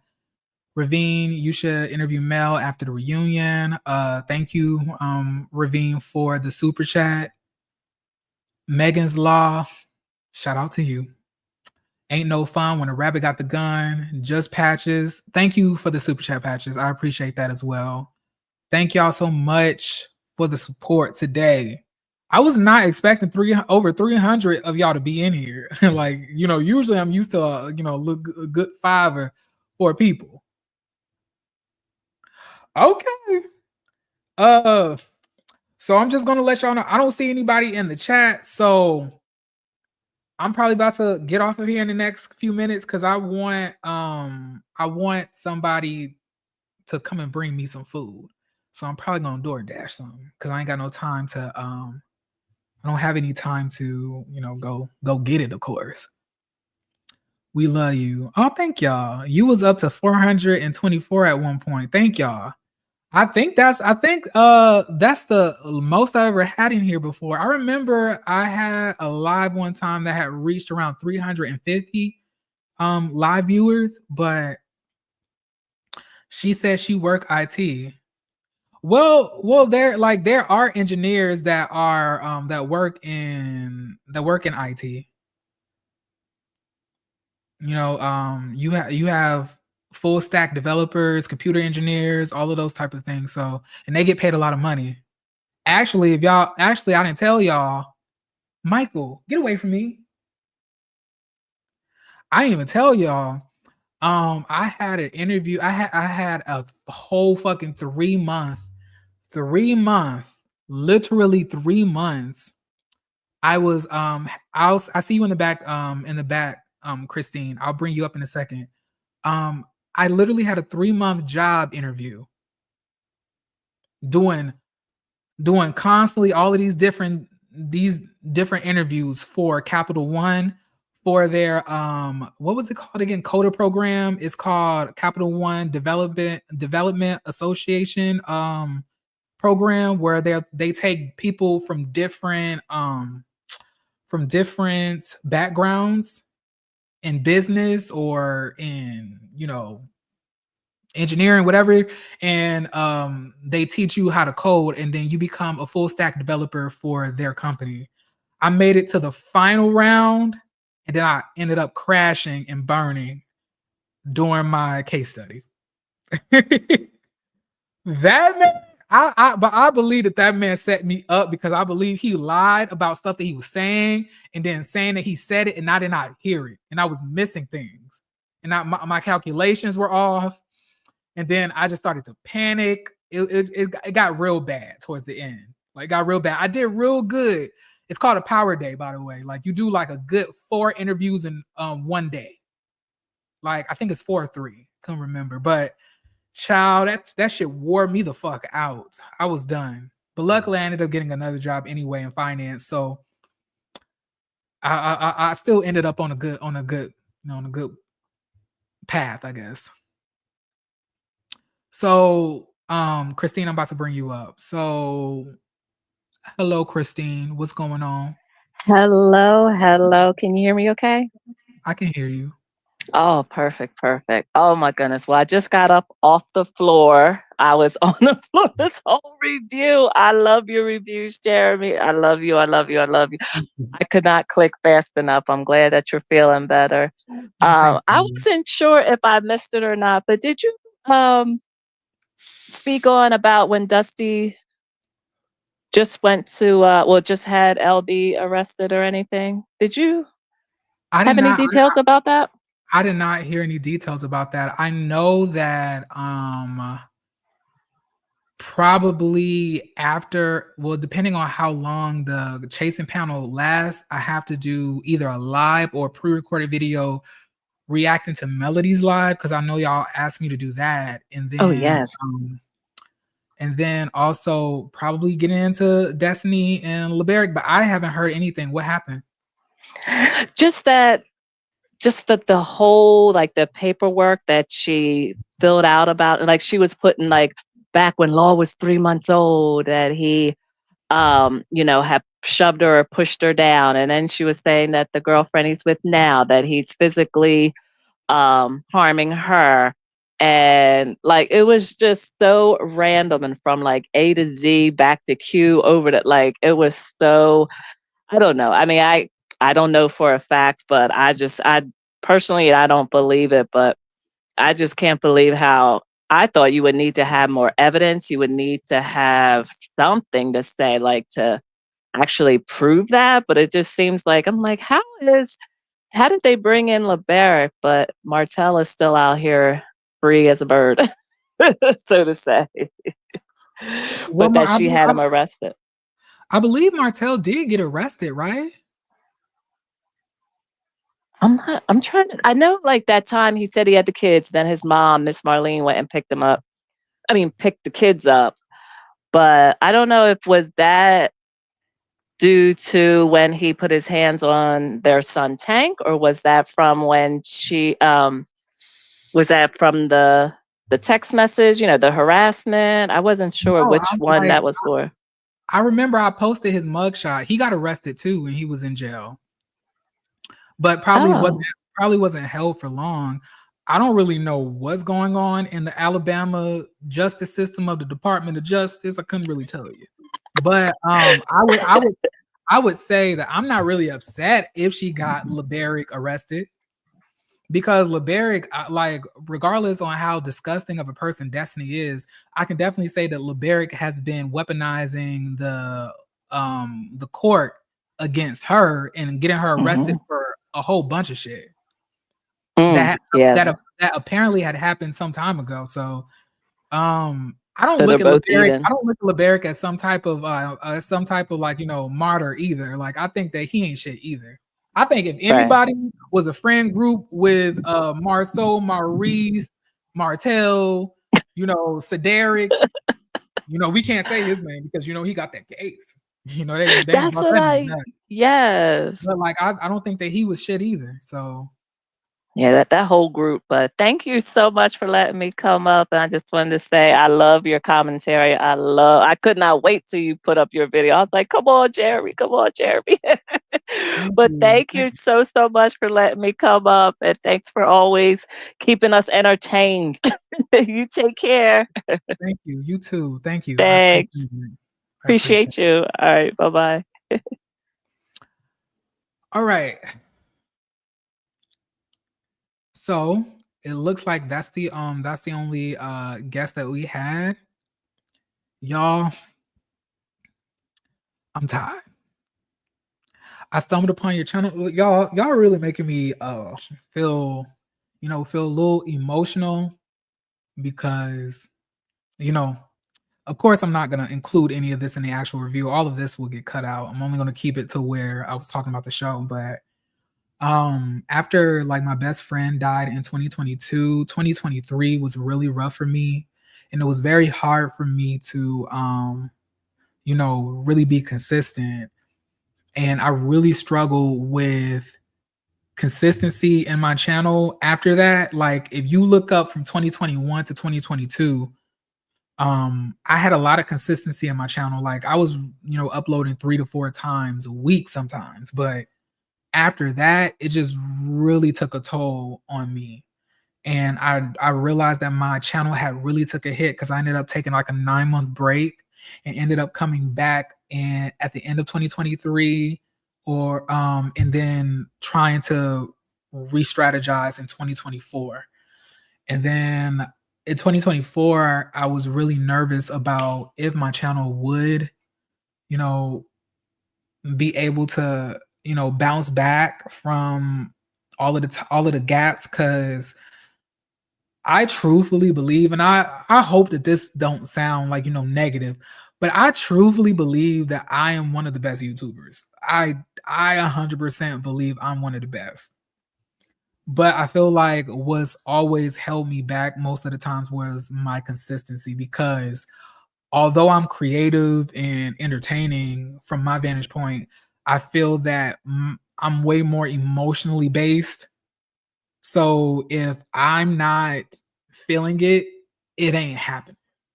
If I'm not feeling it, I can't get up here and try to make y'all laugh and I'm feeling, bad. Like I tried that and it made me crash really, really bad. So yeah, it really does mean a lot to me how you guys have supported me, coming back. And I want to also thank Scotty because he really pushed me to like, continue my channel. Like, and when he asked me to come on up to the chasing panel, it really did make me fall in love with YouTube again because it was fun. I was able to like, for a long time in a long time, let go and just like read and have fun and like, make jokes and roast and shit like that. So it really kind of spearheaded me back into making my content again. And then like now I feel that I have like a good, rhythm, and I'm really starting to come to realization about what my channel is and how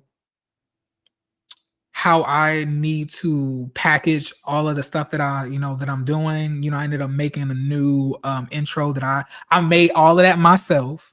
Okay. I did all of that myself. And I was really proud of that too.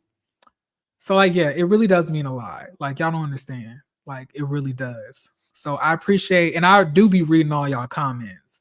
I can't respond to them all, but I try to read them all. Scotty sent me to your channel last year, and I love it here. You always do an amazing job. Yeah, like I'd be telling people on the chasing panel, like I was like, it's lit over at JeremySpeaksTV. It's lit over there, because like for the most part, believe it or not, I really do try to limit myself when I'm on other people's channels, because you also have to have respect for their channel. So I can't be carrying on the way that I do on my channel on somebody else's channel, nor do I have like all the opportunity and space to talk on my own. Okay? So it does, like, it makes a difference. You make my day, Jeremy. Thank y'all. Y'all really about to make a nigga cry in this bitch. Y'all need to stop that shit. Like, thank y'all. My God.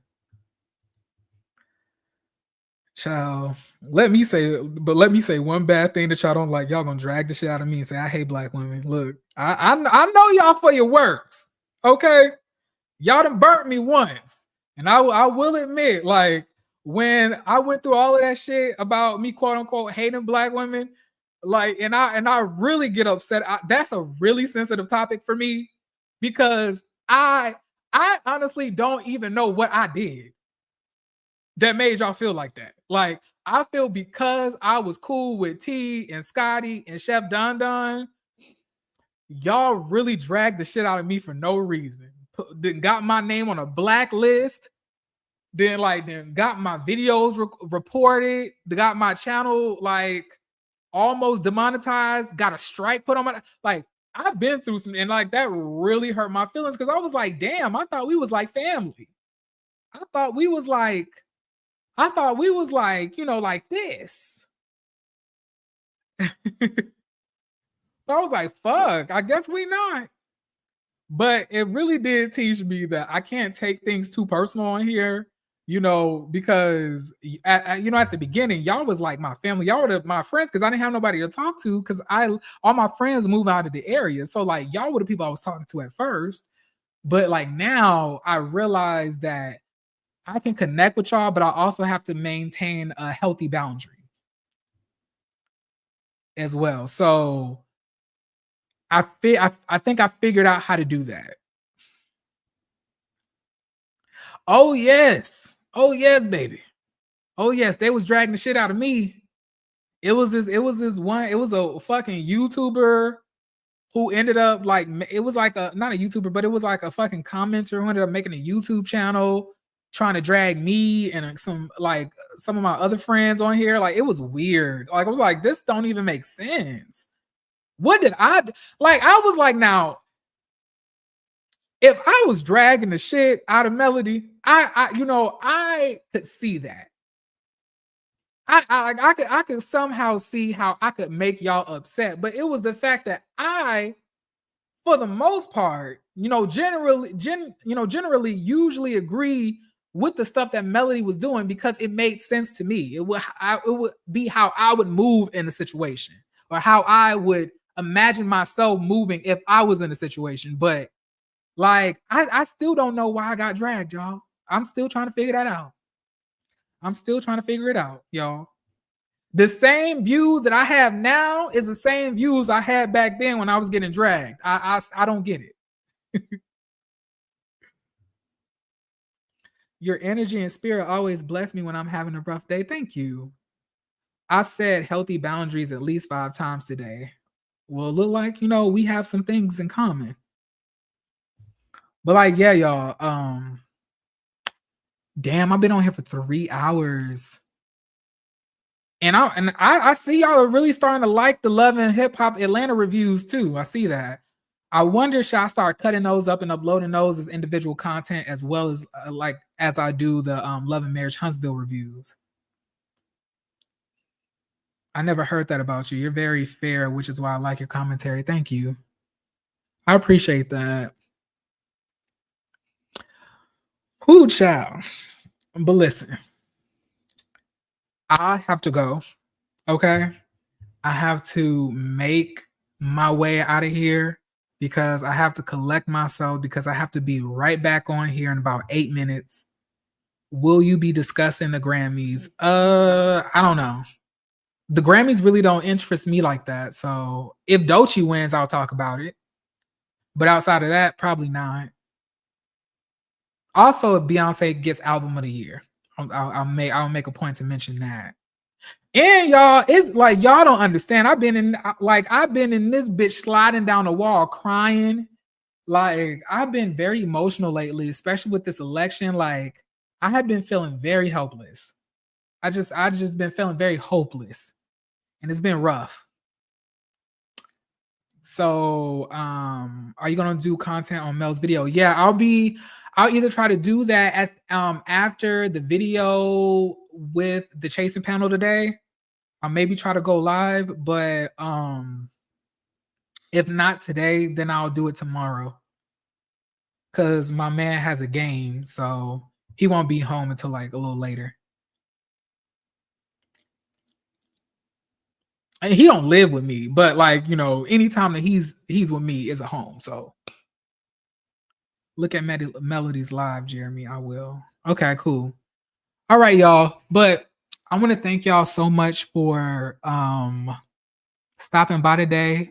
I want y'all to know I love you in case nobody ever told you, you loved. All right. I want y'all to know that you have worth and you have meaning and y'all are meant to be here. You have a purpose.